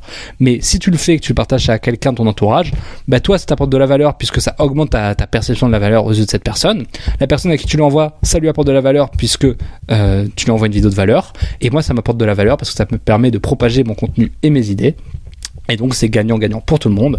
Tout ça pour dire que si tu peux prendre 15 secondes pour le faire, pour penser à une personne à qui ça pourrait être utile et à partager cette vidéo, ça serait incroyable. Voilà pour cette petite parenthèse qui était rapide sur l'aspect bienveillance. Et du coup, maintenant on est parti sur la deuxième partie où là on va voir concrètement comment appliquer le framework qu'Alex propose pour venir créer ta grande slam offer. Ok, on est parti du coup pour la deuxième partie, donc le framework en entier. Au total, il va y avoir 9 étapes qu'on va traiter de A à Z. Et à la fin, je ferai un résumé de toutes les étapes. Je précise, tu auras en deuxième lien de la description le framework auquel tu pourras accéder. T'as pas besoin d'entrer ton adresse email ou quoi, c'est juste un lien Google Doc. Tu vas deuxième lien en description, tu cliques. Et comme ça, tu as tout le framework en détail. C'est un framework à compléter. Comme ça, en fait, c'est moi qui t'ai créé ce document. Ça te permet comme ça de pas avoir à prendre des notes. Juste une fois que tu as fini la vidéo, tu as ce framework, tu peux l'utiliser et à chaque fois que tu veux faire une offre, tu as juste à le compléter. Voilà, donc tu as ce truc là, deuxième lien en description pour te faciliter la vie. Maintenant, on est parti sur comment compléter concrètement ce framework et comment bien le faire. Donc, l'étape 0, qui n'est pas dans le livre, qui ne le précise pas, mais il en parle au début et je trouvais ça hyper important de la définir, c'est de définir le marché. Par marché, moi, c'est ce que j'appelle la situation actuelle. Donc, qu'est-ce que c'est concrètement la situation actuelle? C'est la description de ton avatar, à quoi correspond ton avatar. Encore une fois, si tu veux plus de détails, je t'invite à aller lire ma séquence de mail de bienvenue où j'explique tout ça en détail et plus précisément, il y a une vidéo de 2h30 dans ma séquence mail de bienvenue où j'explique précisément ce que c'est. Là, je fais ça de façon globale. Mais du coup, voilà, grossièrement, l'étape 0, ça va être de définir qui est ton avatar. Donc pour ça, qu'est-ce que tu vas faire? D'abord, tu vas choisir un des 3 grands marchés. Souviens-toi, soit gagner plus d'argent, soit être en bonne santé, soit avoir de meilleures relations. Et dans ce marché, tu vas clairement définir un sous-marché en respectant les 4 critères qu'on avait vus, donc la douleur, l'argent, le ciblage et la croissance. Et la description du sous-marché que tu vas viser, ça va être ça, ta situation actuelle. Donc là, je t'ai mis un exemple de situation actuelle qui est l'exemple que Alex donnait. L'exemple, c'est un propriétaire de gym qui a déjà 100 membres, un bail signé, au moins un employé et qui veut aider ses clients à perdre du poids. Ça, tu vois, c'est un exemple de description. C'est OK, voilà la description de la personne que je vise. Donc ça, c'est l'étape 0, définir ton sous-marché dans les 3 grands marchés. Ensuite, l'étape 1, une fois que tu as cette description, c'est de venir définir clairement l'objectif que cet avatar que tu as visé veut atteindre. Donc, pour ça, suffit de compléter, entre guillemets, suffit parce que c'est pas si simple que ça, mais suffit de compléter la phrase « atteint X objectif sans Y qui est la plus grande peur ou l'obstacle ». À savoir que le Y, c'est facultatif, ça dépendra de ton avatar.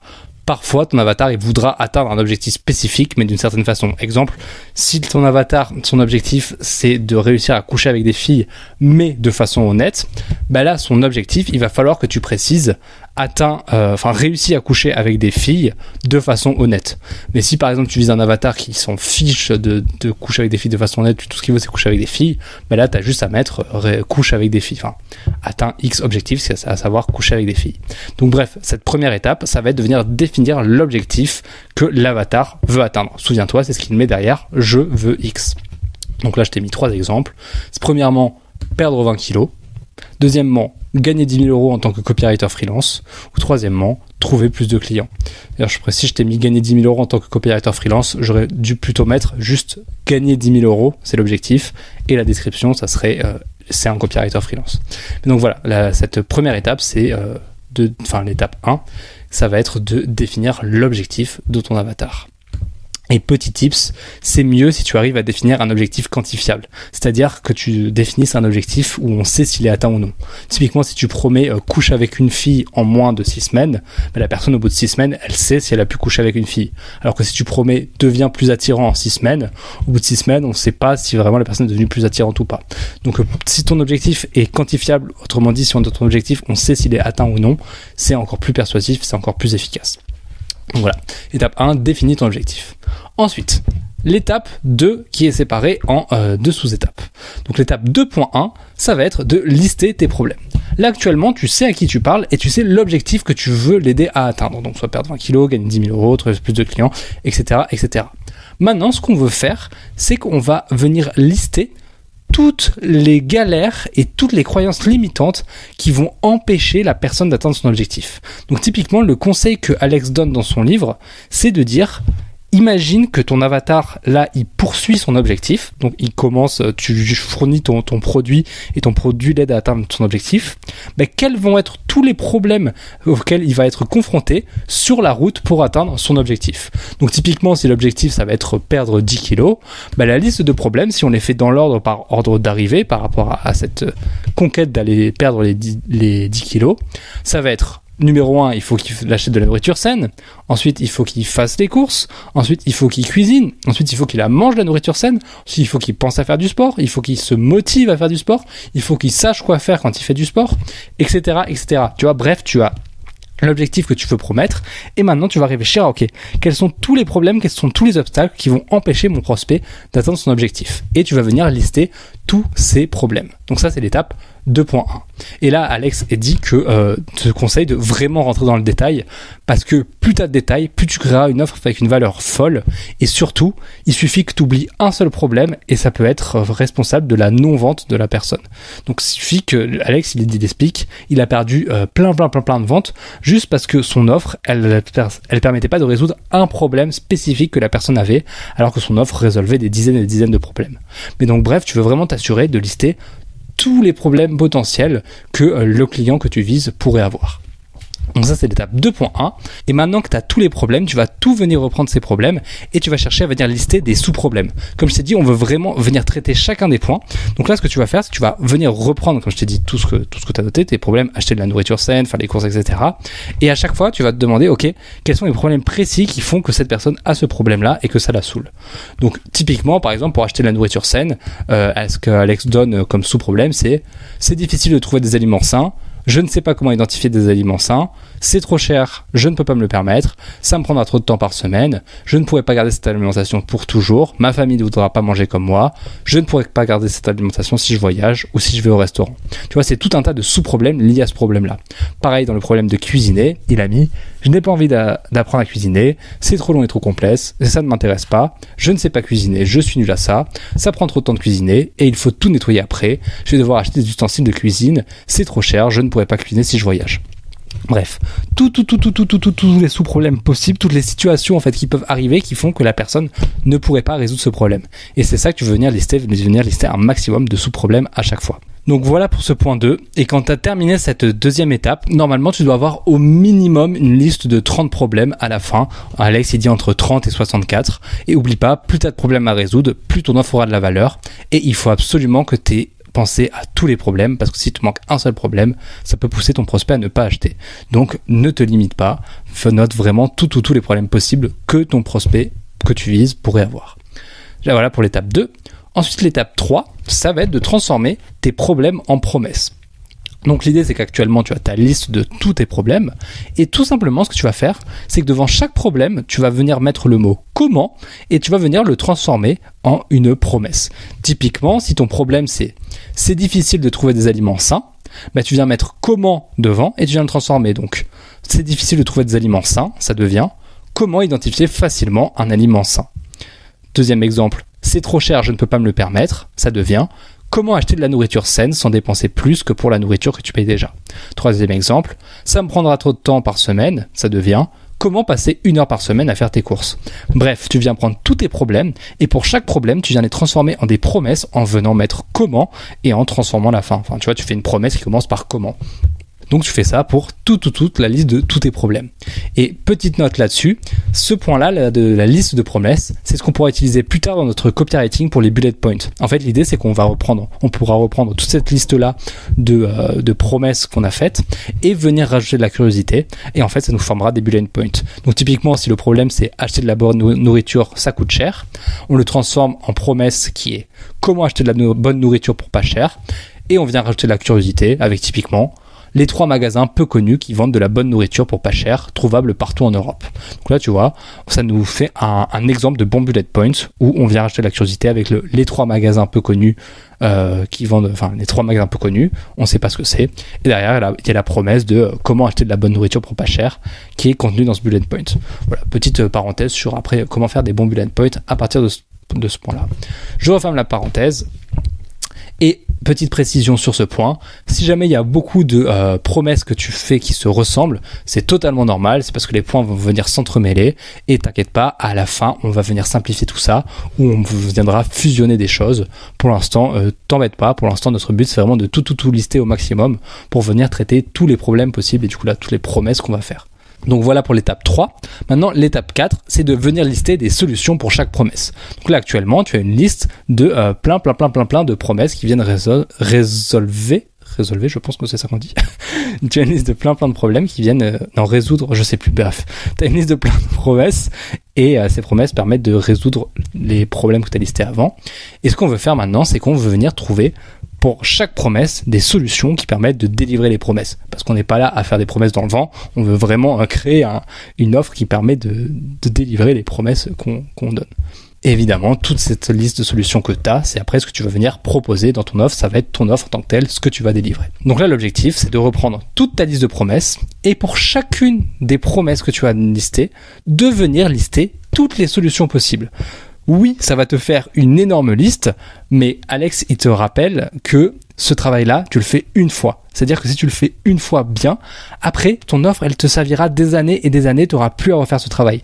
Donc oui, ça prend du temps, oui, tu vas avoir beaucoup de points, mais oublie pas que c'est un travail à fournir une fois, et après, le résultat, si tu l'as bien fait, c'est pendant des années. Donc tu reprends toute ta liste de promesses et pour chacune des promesses, tu viens penser à toutes les solutions possibles que tu peux venir utiliser pour venir délivrer tes promesses.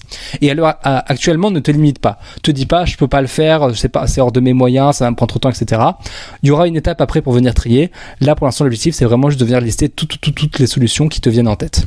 Faut juste que tu te mettes pas de limite et que tu mettes tout ce qui peut permettre de délivrer toutes tes promesses. Et pour t'aider à trouver des solutions, Alex il partage un outil qui s'appelle le Delivery Cube que tu retrouveras dans le framework, le lien en description. Et il précise, utilise cet outil que si jamais ça t'aide, sinon juste t'embête pas, essaie de lister toutes les solutions possibles. Mais si jamais ça t'aide, tu peux utiliser cet outil. Qu'est-ce que c'est ? C'est concrètement en fait le Delivery Cube, c'est je sais pas comment je pourrais appeler ça, on va dire 6 éléments sur lesquels te concentrer pour venir trouver différents types d'offres. Donc les 6 éléments, c'est numéro 1, ce qu'on pourrait appeler le nombre de personnes. Donc demande-toi quel est le niveau d'attention que ton offre va fournir. Est-ce que tu veux vendre une offre, est-ce que tu veux proposer une offre en one-to-one, c'est-à-dire juste toi et le client ? Est-ce que tu veux proposer une offre en petit groupe ? Est-ce que tu veux proposer une offre en énorme groupe ? Donc typiquement là, tu vois, à quoi sert cet outil, comment l'utiliser ? Pour chacun des éléments que tu comprennes bien, c'est si par exemple tu as listé, je sais pas, je vais prendre la promesse, elle est où ? Tac. Elles sont où mes promesses ? Je les ai perdues. Tac.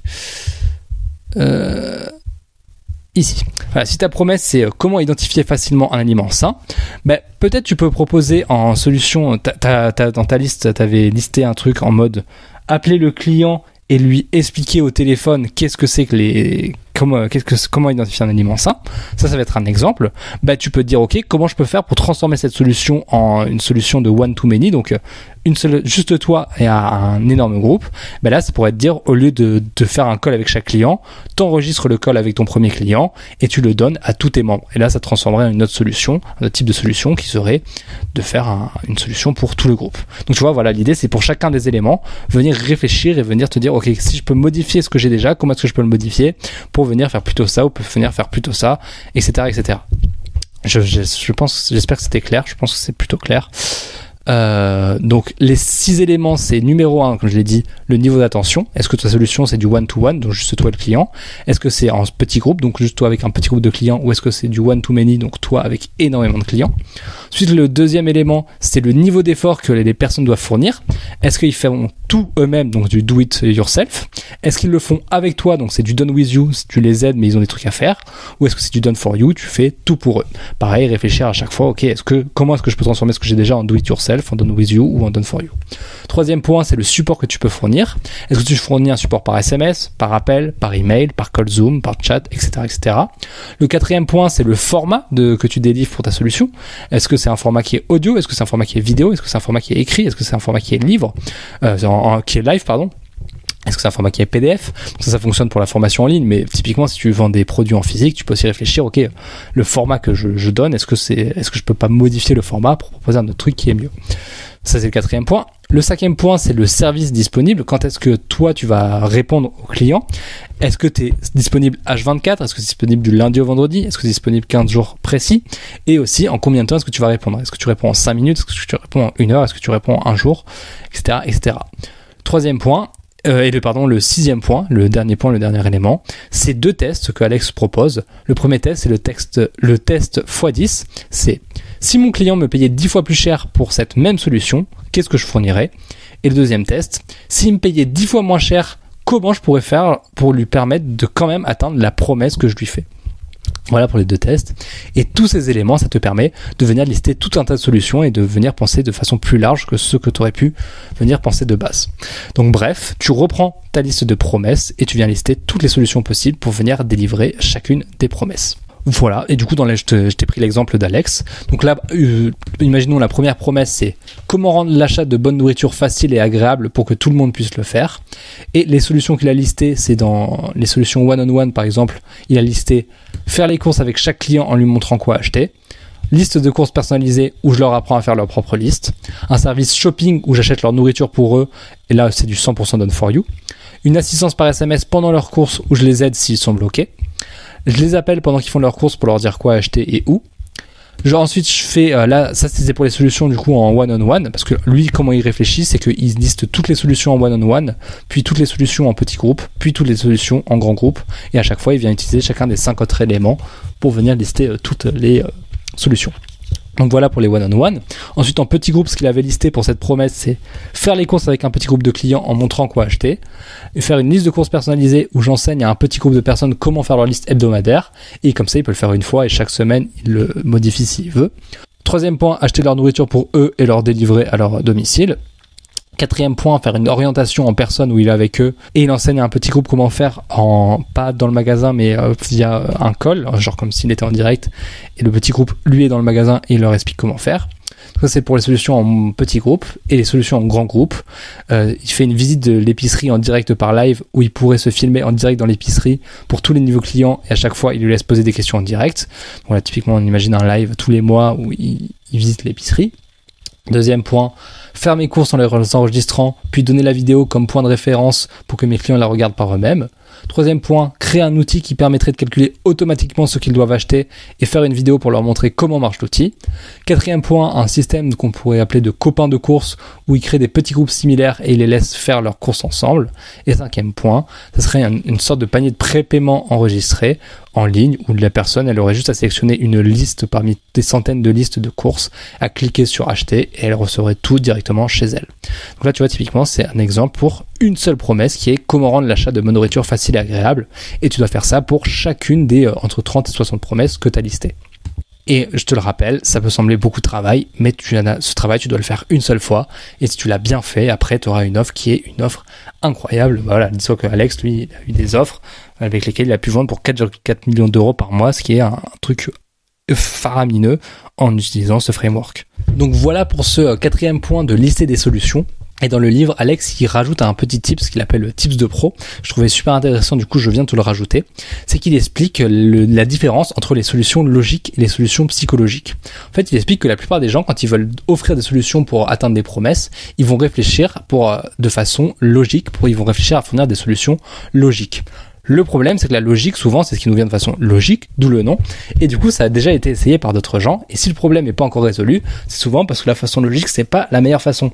Donc, d'après Alex, la meilleure façon de venir résoudre des problèmes, c'est pas de réfléchir en termes logiques, mais en termes psychologiques. Je te donne un exemple pour que tu comprennes mieux. Imaginons qu'on parle de train. Et le problème, c'est que le temps du voyage du train est trop long. Donc là, en promesse, on pourrait dire comment réduire le temps de ressenti de voyage du train. Et les solutions, si je listais une solution logique, parce que si je viendrais en tête de façon logique, ce serait de dire rendre les trains plus rapides. C'est littéralement, tu viens modifier le fonctionnement du train pour accélérer sa vitesse. Ça, c'est une solution qui serait logique. Et de l'autre côté, des solutions psychologiques, ça serait, par exemple, de diminuer la douleur de l'attente en venant rajouter une petite carte des pointillés dans les wagons. Comme ça, les spectateurs, enfin pas les spectateurs, mais les voyageurs, ils peuvent voir en direct à quel niveau est le train. Ils peuvent voir le niveau d'avancée pour que ça soit moins douloureux à attendre. Donc tu vois, la promesse, c'est la même, c'est avoir un temps de ressenti moins long de voyage, parce que la solution logique, c'est littéralement accélérer le train, alors que la solution psychologique, c'est venir mettre une petite carte de pointillés.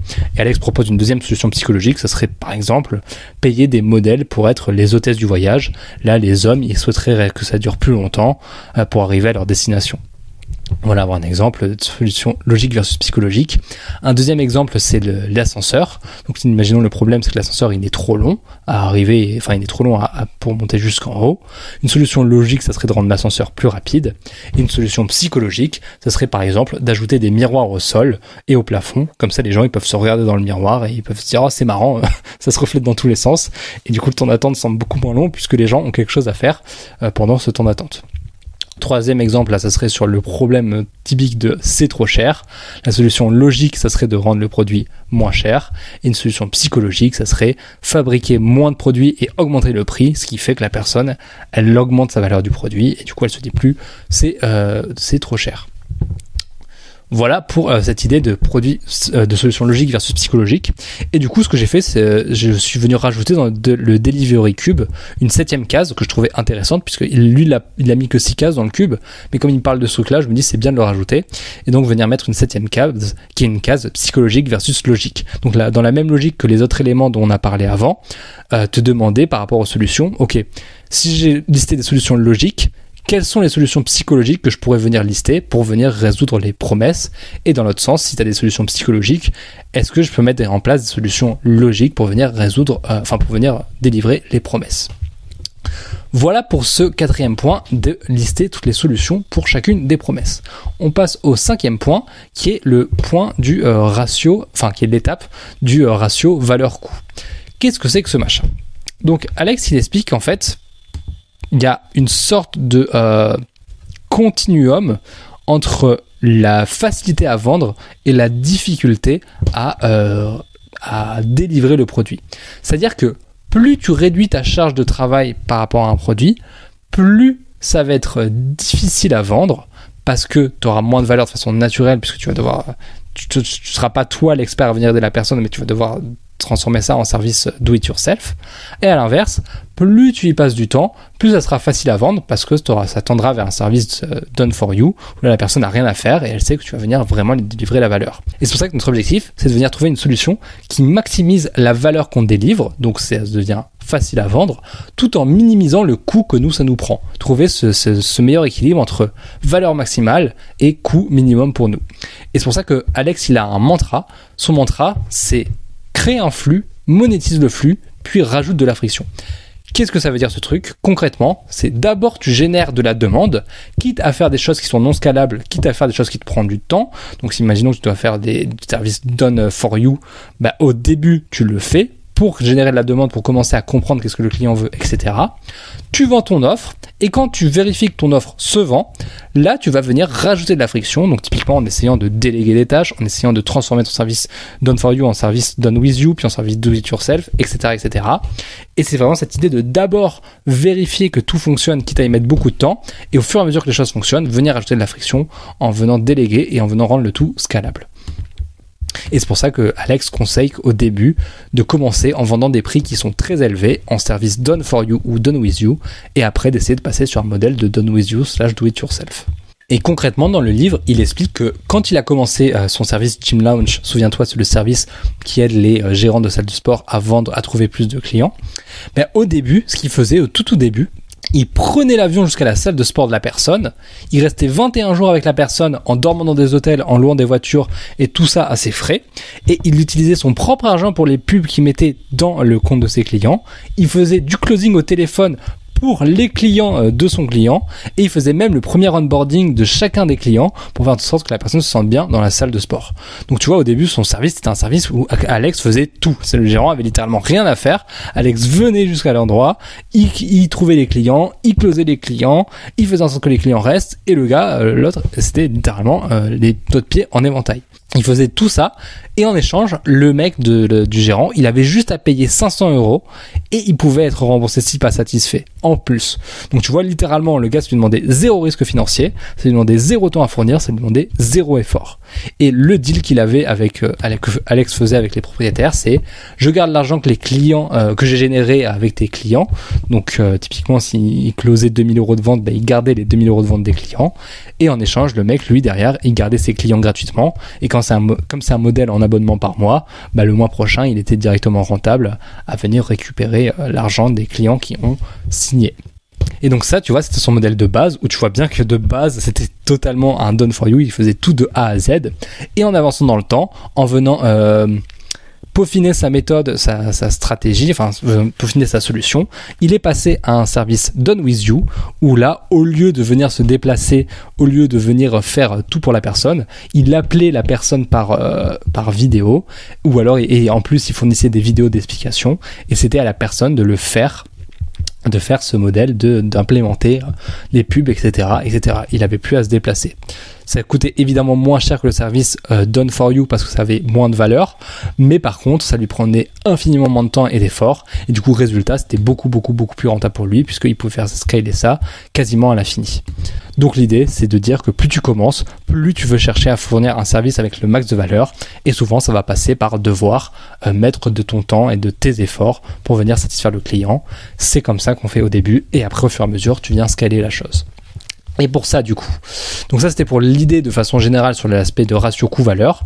Et maintenant, on reprend notre framework avec l'étape 5.1. Donc je te rappelle que là, à l'heure actuelle, tu as une liste de toutes les solutions auxquelles tu as pensé pour venir résoudre les problèmes, mais on ne veut pas venir regarder toutes les solutions, on veut venir sélectionner seulement les meilleures, et pour ça on va se baser du coup sur ce ratio coût-valeur, où globalement ce qu'on va faire, c'est qu'on va venir chercher à récupérer les solutions qui apportent le plus de valeur et qui nous coûtent le moins.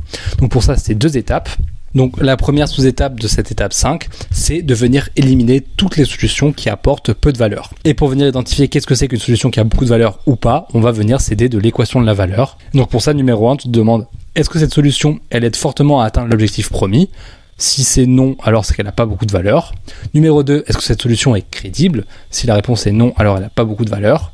Numéro 3, est-ce que cette solution prend beaucoup de temps et ou apporte des résultats lointains ? Si c'est le cas, alors elle n'a pas beaucoup de valeur. Et numéro 4, est-ce que cette solution demande beaucoup d'efforts et de sacrifices ? Si c'est le cas, alors elle n'a pas beaucoup de valeur. Donc tu viens reprendre toute ta liste de toutes les solutions que tu as et tu viens éliminer toutes celles qui n'ont pas beaucoup de valeur. Ça, c'est l'étape 5.1. Et l'étape 5.2, c'est de venir réduire le coût. Donc là, sur l'équation, c'est l'équation, le continuum coût-valeur. Là, on a éliminé tout ce qui avait pas de valeur. Donc, il ne nous reste plus que des solutions avec beaucoup de valeur. Et maintenant, ce qu'on veut faire, c'est faire en sorte de réduire les coûts pour ce que j'entends coût. Je précise, c'est pas forcément un coût financier. Un coût, ça peut être un coût en temps. Si c'est un truc, ça te prend énormément de temps ou énormément d'efforts et de sacrifices, c'est un coût. C'est pas que du financier. Et donc le but, c'est de venir réduire le coût au maximum que les solutions te prennent. Et pour ça, ce que tu vas faire, c'est que tu vas reprendre toutes tes solutions valeur élevée et coût élevé. Et pour chacune de ces solutions, tu vas te demander comment réduire le coût sans diminuer la valeur. Donc exemple, si dans une solution que tu as listée, ta solution c'est à chaque fois que ton client fait les courses, il t'appelle au téléphone et tu lui dis exactement quoi acheter. Donc là tu vois, c'est une solution qui a une valeur très élevée puisque la personne elle n'aura plus aucun problème de course, elle saura exactement quoi faire. Mais par contre, ça te demande un coût très élevé parce que tu dois utiliser de ton temps à chaque fois qu'un client doit faire les courses pour lui dire exactement quoi faire. Il suffit que tu aies 10 clients et t'es foutu, quoi. Donc ça, c'est un coût très élevé. Et comment on fait passer ça à un coût, j'ai mis un coût moyen tout en conservant cette valeur. Typiquement, ce que tu fais, c'est que tu crées un document Excel où une fois que la personne, elle a rentré tous ses objectifs, ça lui retourne une liste de 100 repas parfaitement adaptés par rapport à ses objectifs. Ces repas, ils prennent 5 minutes à préparer. Et en plus, en fonction du repas qu'il sélectionne, s'il clique sur un repas en particulier, le document, il lui dit exactement quoi acheter et en quelle quantité. Donc là, tu vois que la valeur est exactement la même. C'est la personne, elle a juste un truc à faire et en fonction, elle sait exactement quoi faire sans réfléchir. Enfin, elle sait exactement quoi acheter sans réfléchir.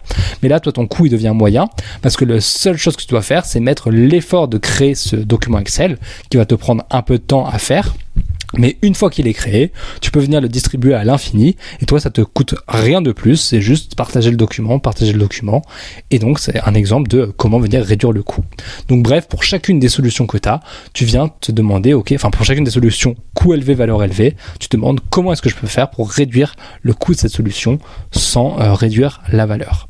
Et ce que Alex conseille, c'est d'essayer à la fin de ne pas avoir plus de 1 à 2 solutions avec un coût élevé. Et ces solutions, c'est les solutions qui doivent apporter le plus de valeur. Voilà pour cette étape 5.2. Et j'ai oublié, en fait, j'ai dit qu'il y avait 2 étapes.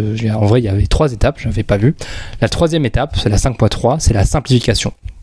C'est-à-dire qu'actuellement, tu as une liste avec encore plein de solutions, avec des solutions qui ont soit un coût à faible coût, forte valeur ajoutée, soit coût moyen, forte valeur ajoutée, soit coût élevé, forte valeur ajoutée. Bref, dans tous les cas, tu n'as que des solutions avec forte valeur ajoutée.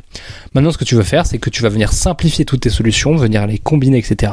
pour venir avoir le minimum de solutions possibles. Pour ça, tu vas venir du coup combiner toutes les solutions qui sont quasiment identiques. Pareil, si tu vois que 2 solutions peuvent être combinées sans perdre de la valeur, tu les combines. Et encore une fois, 3e point, si tu vois que 2 solutions apportent la même valeur mais que l'une coûte plus que l'autre, typiquement tu as une solution coût moyen, valeur élevée et une solution coût élevé, valeur élevée, tu élimines la solution coût élevé, valeur élevée. Si les deux apportent la même valeur, autant prendre celle qui te coûte le moins. Et donc le but c'est de réduire au maximum le nombre de solutions, comme je te l'ai dit, tout en t'assurant de toujours résoudre tous les problèmes. Donc là dans l'exemple, je t'ai donné l'exemple d'Alex. Imaginons que le problème c'est acheter de la bonne nourriture. Notre premier problème c'est acheter de la bonne nourriture. Notre promesse c'est comment acheter de la bonne nourriture facilement, rapidement et pas cher. Et la solution qu'il va mettre en place, c'est le Ultimate Calculator, donc le calculateur ultime, qui est un tableau Excel où, en fonction des objectifs que la personne elle rentre, le tableau lui retourne une liste de 100 repas qui sont délicieux et qui peuvent être prêts en 5 minutes. En plus, quand on clique sur chaque repas, ça nous donne la liste exacte des ingrédients qu'on doit acheter et en quelle quantité. Et en plus, quand on clique sur chaque repas, on a une vidéo de Alex qui nous montre étape par étape comment cuisiner la recette en question. Et en plus, pour chaque recette sur laquelle on clique, il y a un panier de commandes en ligne sur lequel on peut accéder directement. Il nous suffit de cliquer et toutes nos courses sont délivrées chez nous dans la quantité exacte pour faire la recette. Donc là, tu vois, c'est un exemple de solution qui combine tout un tas de problèmes. En vrai, je t'ai mis le problème, c'est acheter de la bonne nourriture, mais ça résout plusieurs problèmes cette solution. Tu as l'idée du coup acheter de la bonne nourriture, là c'est plus un problème puisque tout est automatisé, mais tu as aussi l'idée de comment cuisiner qui n'est plus du tout un problème puisque Alex explique toutes les étapes pour venir cuisiner. Et pareil, ça résout des problèmes de ça me prendrait trop de temps, ça te prend pas de temps puisque tes recettes sont faites en 5 minutes. Le problème de c'est pas bon, j'ai pas envie de manger des trucs dégueulasses, là il dit c'est que des recettes qui sont bonnes. Bref, tu vois que cette solution en fait c'est une combinaison de plein de solutions que Alex a venu à lister avant. Typiquement de base il pouvait avoir, je sais pas, imaginons il avait un calculateur qui calcule les 100 repas, un calculateur qui montre toutes les recettes de cuisine, il se dit tiens, je peux venir combiner les deux. Bref, tu comprends la logique. L'idée c'est de venir combiner tes solutions pour venir réduire au maximum le nombre de solutions. Et voilà, une fois que tu as fait ça, là tu as une liste de toutes les solutions qui viennent résoudre tous les problèmes, et là tu as ton produit final, et là ce qui est trop bien, c'est que ton produit final il a une valeur incroyable, parce que dans l'idée, si je l'ai bien fait, t'es sûr avec ce produit ton prospect est sûr avec ce produit d'atteindre son objectif. Et en plus, comme tu as une liste de solutions, c'est pas juste un truc que tu proposes, mais un ensemble de solutions, ça rend ton produit par définition unique, puisque tu proposes plusieurs solutions, et donc tu es dans la catégorie des 1, et donc tu peux vendre sur le prix tu peux vendre sur la valeur et non pas sur le prix, et donc tu peux mettre un prix premium, et on est super content. Donc ça, c'est pour la création de ton offre, mais maintenant, là, on a ton offre qui est créée. Ce qu'on veut faire, c'est qu'on veut venir encore booster cette fois la valeur perçue. Là, on a créé la valeur réelle, entre guillemets, de l'offre, même si en vrai, je pense que réel et perçu, la limite entre les deux est très fine. Mais ce qu'on va faire maintenant, c'est qu'on va venir chercher à... imaginons que ton offre, c'est le cadeau, le cadeau concrètement que tu offres. là on va chercher à venir travailler sur l'emballage pour faire l'emballage le plus joli possible pour que ton cadeau donne encore plus envie. Donc pour ça, il nous reste 3 étapes. Donc l'étape 6, c'est la rareté et l'urgence. Et cette étape, Alex, il la commence en racontant une histoire. Il explique qu'il s'était rendu à de la charité, je sais plus le nom exact, ça me revient plus, mais quand des enchères, voilà, des enchères, tout simplement des enchères, un truc d'enchères, mais derrière c'est pour donner à des associations, un truc comme ça. Donc il s'était rendu à cet événement, et là-bas il avait rencontré le ticket d'entrée, c'était je crois ça comptait 100 000 ou 50 000 euros juste pour accéder à cette charité. Donc il y avait que des bêtes là-bas, quoi. Il y avait que des têtes. Et parmi ces têtes, il a croisé un gars qui est un fondateur d'une marque de montres. Et ce mec-là, dis-toi qu'il vendait des montres à 500 000 euros l'unité minimum. Ça pouvait monter à 1 million, 2 millions, 3 millions. Mais donc on est vraiment sur de la marque de l'ultra luxe. Encore 500 000 euros, je crois que c'est 10 fois plus cher qu'une Rolex, tu vois, en moyenne, même plus. Donc c'est vraiment des marques de luxe. Et le mec vendait énormément. Donc autant dire que ce mec s'y connaissait en termes de comment créer de la rareté et de l'urgence sur le luxe. Et voilà ce qu'il a donné comme conseil, voilà comment est-ce qu'il a défini le désir à Alex. Il a dit, voilà comment le désir fonctionne. Voilà comment le désir fonctionne. Les gens veulent ce qu'ils ne peuvent pas avoir.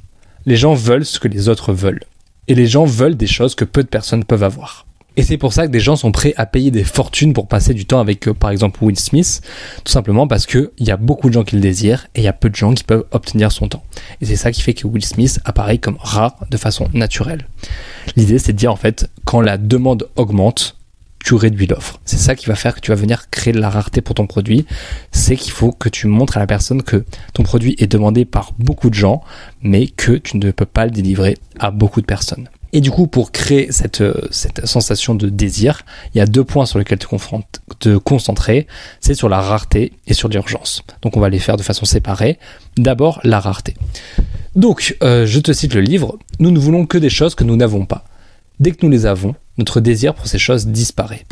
Donc, si on veut augmenter le désir, on doit diminuer ou ralentir l'obtention du désir de notre prospect. » Tu vois, c'est vraiment cette idée de dire, notre désir, quand on désire quelque chose, c'est toujours pour quelque chose qu'on n'a pas. Jamais tu désires quelque chose que tu as. Ce que tu désires, c'est quelque chose que tu n'as pas, que tu aimerais obtenir.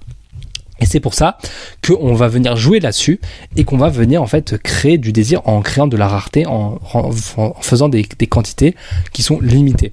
Typiquement, il donne un exemple, il nous dit, si tu vends une retraite, par exemple une retraite méditative, c'est beaucoup plus intéressant de vendre 2 places à 5 000 euros que de vendre 10 places pour 500 euros. Pourquoi ? Bah déjà, si tu fais le calcul, 2 places à 5 000 euros, ça te fait 10 000 euros, alors que 10 places à 500 euros, ça te fait 5 000 euros. Donc c'est 2 fois plus. En plus, tu as 8 fois moins de personnes à convaincre. Mais au-delà de ça, en fait, l'idée, c'est que la demande est fractale. C'est-à-dire que, comme on l'a vu, il n'y a que 20% des acheteurs qui te représentent 80% du chiffre d'affaires.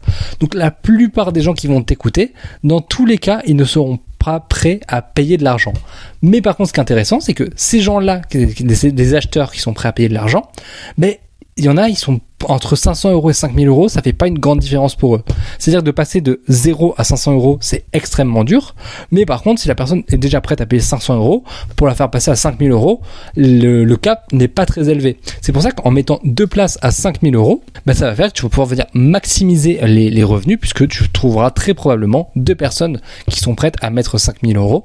Et en plus de ça, ce qui est fort, c'est que du coup, tous les gens qui n'ont pas pu y avoir accès, puisqu'il n'y a que 2 personnes qui ont eu accès, bah, la prochaine fois que l'offre se représentera, ils auront encore plus de désir, puisque comme on l'a vu, des gens désirent ce qu'ils ne peuvent pas obtenir. Donc comme ils n'ont pas pu obtenir ce truc-là, ils le désirent encore plus, et du coup la prochaine fois, ils auront encore plus envie de l'acheter.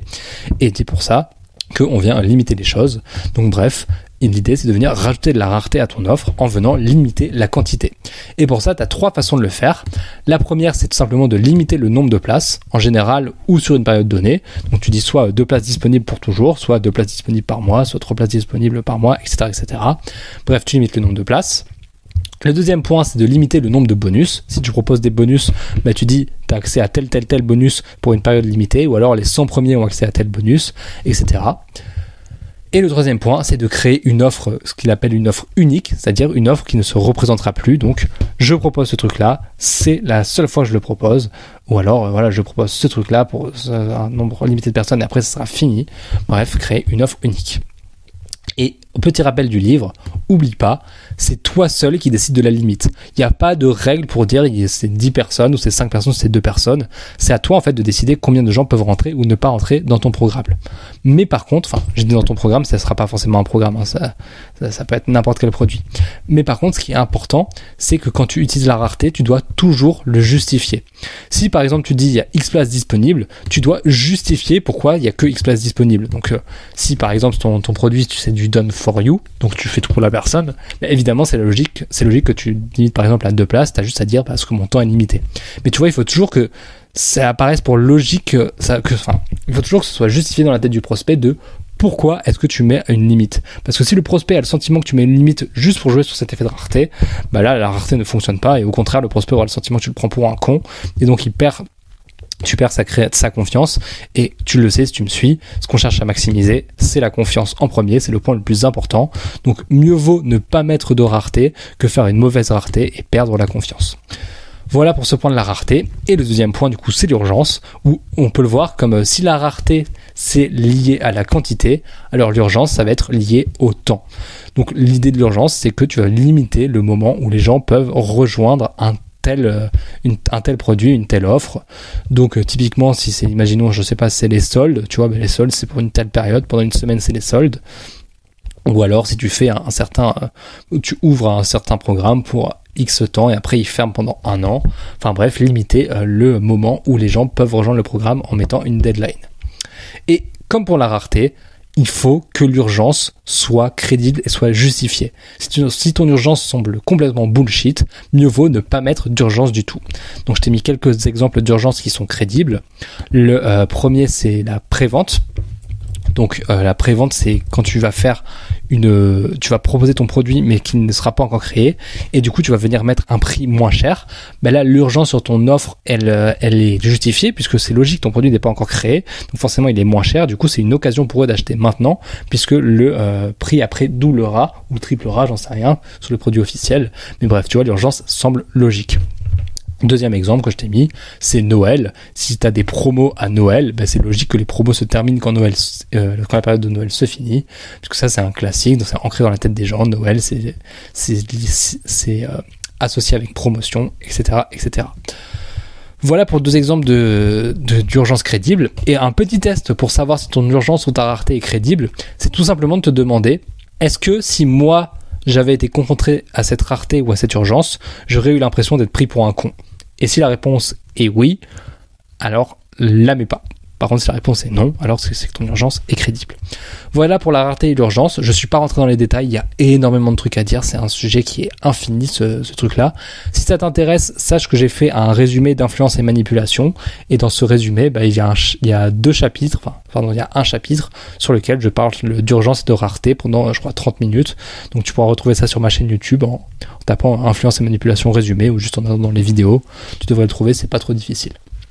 Donc voilà pour cette étape 6 où du coup l'idée c'est de venir définir de la rareté et de l'urgence pour ton produit. L'étape 7 c'est la garantie. Donc l'idée c'est qu'on a vu, on veut réduire le risque au maximum quand la personne achète, on veut que la personne ait le moins d'efforts et de sacrifices à faire, et un des sacrifices que la personne aurait à faire c'est de devoir perdre son argent, et ça la ferait chier de perdre son argent. Du coup on veut lui mettre une garantie pour venir encore réduire ce risque. Et je te cite une citation du livre. Jason Fladlien, qui est un multimillionnaire, un self-made multimillionnaire, a déclaré qu'il avait doublé les conversions sur une de ses offres simplement en changeant la qualité de la garantie. Voilà la puissance d'une bonne garantie. Donc, je sais pas si tu réalises ce truc, ce qu'il vient de dire, mais concrètement, le mec, je crois qu'il vendait à une offre il avait vendu pour 300 000 euros ou même 500 000 euros de cette offre, bref, je sais plus. Et il a fait exactement la même offre, à la même ligne, au même mot près. Simplement, il a changé la garantie. Et juste en changeant la garantie, il a doublé le nombre de personnes qui achetaient. Pour que tu te rendes compte à quel point une bonne garantie, ça peut être ultra puissant. Mais là, tu peux me dire, ouais, mais si je fais une bonne garantie, est-ce que les gens ne vont pas profiter de cette garantie et ils ne vont pas en abuser pour se faire rembourser ? C'est vrai, parfois, les gens en abuseront, mais pas en règle générale. En fait, la plupart des gens, s'ils sont satisfaits du produit, ils n'auront pas envie de venir te douiller, ils n'auront pas envie de venir te la mettre à l'envers, même si la garantie pourrait le permettre, simplement parce qu'ils sont satisfaits, qu'ils ont atteint leur objectif. Mais au-delà de ça, imaginons que t'as des gens qui sont des douilleurs, ce qui sera là le cas, qui profiteront de la garantie. Même comme ça, si on prend les chiffres, imaginons que tu vendes à 30% de personnes supplémentaires et que tu doubles le nombre de personnes qui demandent une garantie. Donc, même comme ça, si on calcule, ça te fait toujours 1,23 fois plus d'argent. Si tu ne me crois pas, je te laisserai faire les calculs par toi-même. Mais donc tu vois que même en doublant le nombre de personnes qui demandent le remboursement, si toi derrière tu augmentes ne serait-ce que de 30% ton nombre de ventes, c'est ultra rentable. Et comme je te l'ai dit, en fait, la plupart des gens ne demandent pas la garantie. Donc souvent, c'est hyper intéressant de faire une super bonne garantie. Mais comment est-ce qu'on fait une super bonne garantie ? La formule générale, c'est tout simplement de compléter cette phrase. Si tu n'obtiens pas X résultat en Y temps, je ferai Z. Donc là, je t'ai mis quelques idées de points précis qui reprennent cette formule générale.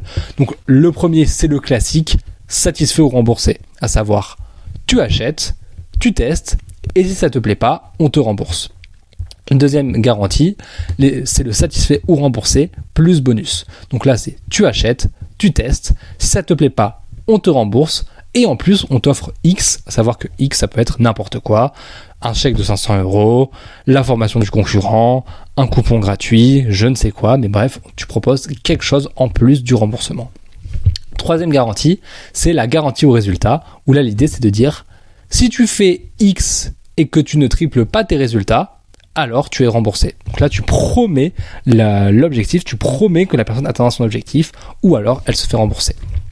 Et le quatrième point, qui est la quatrième garantie, qui selon Alex est la garantie la plus puissante de toutes celles qu'il a testées, et c'est cette garantie qui lui a permis de générer, je crois qu'il a dit 1,3 million d'euros de vente, je sais plus les chiffres précis, mais en tout cas, de toutes celles qu'il a testées, c'est vraiment la plus forte qu'il a trouvée. Et cette garantie, c'est la garantie qu'il appelle résultat assuré. C'est-à-dire, tu dis, pour X prix, je travaille avec toi en tête à tête jusqu'à ce que Y résultat soit atteint. Donc typiquement, si tu promets je sais pas, imaginons, tu es un copywriter freelance et tu veux gagner 10 000 € par mois, enfin 10 000 € en un mois, la personne te dit, pour 1 000 €, on s'appelle une fois par semaine et tant que tu n'as pas atteint les 10 000 € en un mois, on continue de s'appeler et je continue de t'aider à atteindre cet objectif. Donc tu vois à quel point ce truc et cette garantie est forte. Voilà pour les quelques idées de garantie. Évidemment, il y en a plein d'autres. À toi de réfléchir et de trouver une garantie qui soit puissante en utilisant du coup la formule générale. Si tu n'obtiens pas X résultat en Y temps, je ferai Z.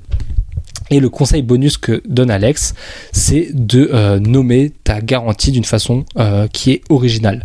Le problème, en fait, c'est que la garantie classique satisfait ou remboursé, c'est vu et revu. Et en fait, notre cerveau a un fonctionnement qui est d'ignorer les choses qui reviennent encore et encore et qui ne l'intéressent pas.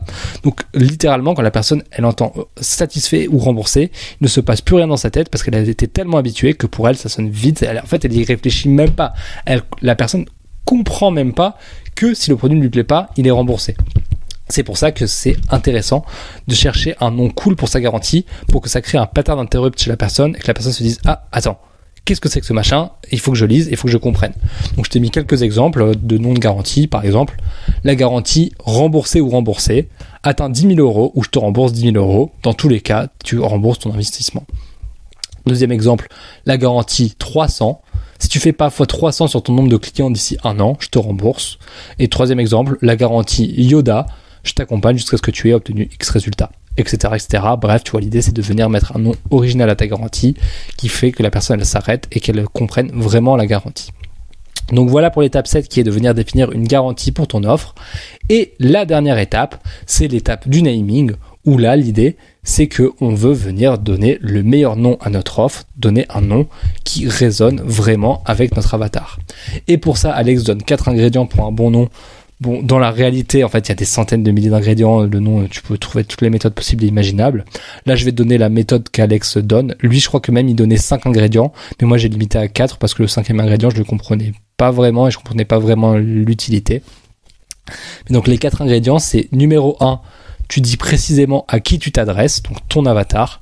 Typiquement, c'est docteur, architecte, copywriter freelance à 10 000 € par mois, investisseur, gérant de gym, homme de moins de 25 ans, etc., etc. Ça, c'est du coup le premier ingrédient que tu peux mettre dans le nom de ton offre. Le deuxième ingrédient que tu peux mettre, c'est de donner l'objectif que le prospect va atteindre, le fameux What's in it for me. Donc, perds 6 kilos, double tes revenus, trouve des employés top tiers, crée une offre irrésistible, etc., etc. Le troisième ingrédient que tu peux mettre, c'est de donner un intervalle de temps, donc en X jours, en X minutes, en X semaines, en X heures par jour, etc., etc. Et le quatrième ingrédient, c'est d'utiliser un mot-clé qui indique que ton offre, c'est un ensemble de plusieurs éléments. Je t'en ai mis quelques-uns. Système, challenge, bootcamp, programme, plan d'action, masterclass, formation, mastermind, etc., etc. Donc évidemment, tu n'as pas besoin de mettre chacun de ces ingrédients. L'idée, c'est de venir prendre 1, 2, 3 ou même 4 de ces ingrédients si tu veux tous les mettre pour venir mettre ton nom. Et donc, je t'ai mis quelques exemples de noms d'offres. Relooking de maman gratuit en 21 jours. Challenge de 6 jours pour libérer ton stress. Plan d'action pour obtenir 5 clients en 5 jours. Le système pour travailler 2 heures en moins par jour tout en augmentant tes résultats. Voilà quelques exemples de noms d'offres. Et Alex précise, il dit que honnêtement, il n'a aucune idée de pourquoi certains noms fonctionnent et d'autres ne fonctionnent pas. Donc ça sert à rien d'être émotif sur ce sujet du nom. Juste teste des noms et teste jusqu'à en trouver un qui clique vraiment avec ton audience. Et voilà, une fois que tu as fait ça, ton offre est finie et tu as, si tu as bien fait le travail, une grande slam offer qui est prête à aller sur le marché et à faire des étincelles. Ce que je vais faire, c'est comme il y a quand même eu pas mal d'informations sur cette deuxième partie, c'est que je vais venir te reprendre chacune de ces étapes et on va venir résumer toutes les étapes de façon rapide. Je te le rappelle encore une fois, tu as un template en description sur lequel tu peux cliquer sur le deuxième lien où tu auras toutes ces étapes que je vais te dire là littéralement. Donc étape 1, c'est définir la situation actuelle de ton avatar, à savoir tu choisis parmi un de ces 3 marchés entre gagner plus d'argent, être en meilleure santé ou avoir de meilleures relations. Et ensuite, tu définis clairement un sous-marché selon les 4 critères, douleur, argent, ciblage et croissance. Ensuite, étape 1.2, tu identifies l'objectif de ton avatar. Donc tu as là sa description. Maintenant, tu viens compléter la phrase « Mon avatar veut X ». Sans Y, sachant, je te rappelle, le sans Y, il peut être facultatif. Ensuite, une fois que tu as l'objectif de ton avatar, tu vas venir lister tous les problèmes qui empêchent ton avatar d'atteindre cet objectif. Et ensuite, tu viens venir lister tous les sous-problèmes de ces problèmes. Puis, une fois que tu as cette liste de tous ces problèmes, tu viens transformer chacun des problèmes en une promesse. Pour ça, tu viens juste venir mettre comment devant. Ensuite, l'étape 4, c'est de lister toutes les solutions pour chacune des promesses pour pouvoir en te demandant ok, quelles sont les solutions que je peux mettre en place pour venir délivrer chacune des promesses. Et à cette étape-là, ne te limite pas et pour t'aider dans ta créativité, tu peux utiliser le Delivery Cube. Ensuite, l'étape 5.1, c'est d'éliminer toutes les solutions qui ont une faible valeur, donc les solutions qui apportent peu de valeur. L'étape 5.2, c'est de réduire au maximum le coût de toutes les solutions qui ont du coup un coût élevé et une valeur élevée. Et l'étape 5.3, c'est de venir simplifier toute ta liste de solutions. Donc si deux solutions sont quasiment identiques, tu les combines. Si deux solutions peuvent être combinées sans perdre en valeur, tu les combines. Si deux solutions apportent la même valeur mais que l'une coûte plus que l'autre, tu élimines celle qui coûte le plus. Donc voilà pour la création de ton produit en tant que tel. Là, du coup, ta liste de solutions à la fin, la liste simplifiée, ça sera du coup ton produit final. Et ensuite, une fois que tu as ça, tu vas venir travailler l'emballage du produit. Donc pour ça, l'étape 6.1, tu vas venir rajouter de la rareté en cherchant une façon de limiter la quantité de ton offre. L'étape 6.2, tu viens rajouter de l'urgence en cherchant une façon de limiter ton offre dans le temps. Et si tu trouves rien, ne mets pas d'urgence parce que mieux vaut pas d'urgence qu'une urgence mal faite. L'étape 7, tu viens rajouter une garantie à ton offre en complétant la formule « Si tu n'obtiens pas X résultat en Y temps, je ferai Z ». Et enfin, l'étape 8, tu viens trouver un nom à ton offre en utilisant un ou plusieurs de ces ingrédients, à savoir étape 1, préciser ta cible, architecte, pilote, ingénieur, etc. Étape 2, donner l'objectif que tu promets d'atteindre, perdre 6 kilos, gagner 5 000 €, obtenir un diplôme prestigieux, etc. Étape 3, donner un intervalle de temps.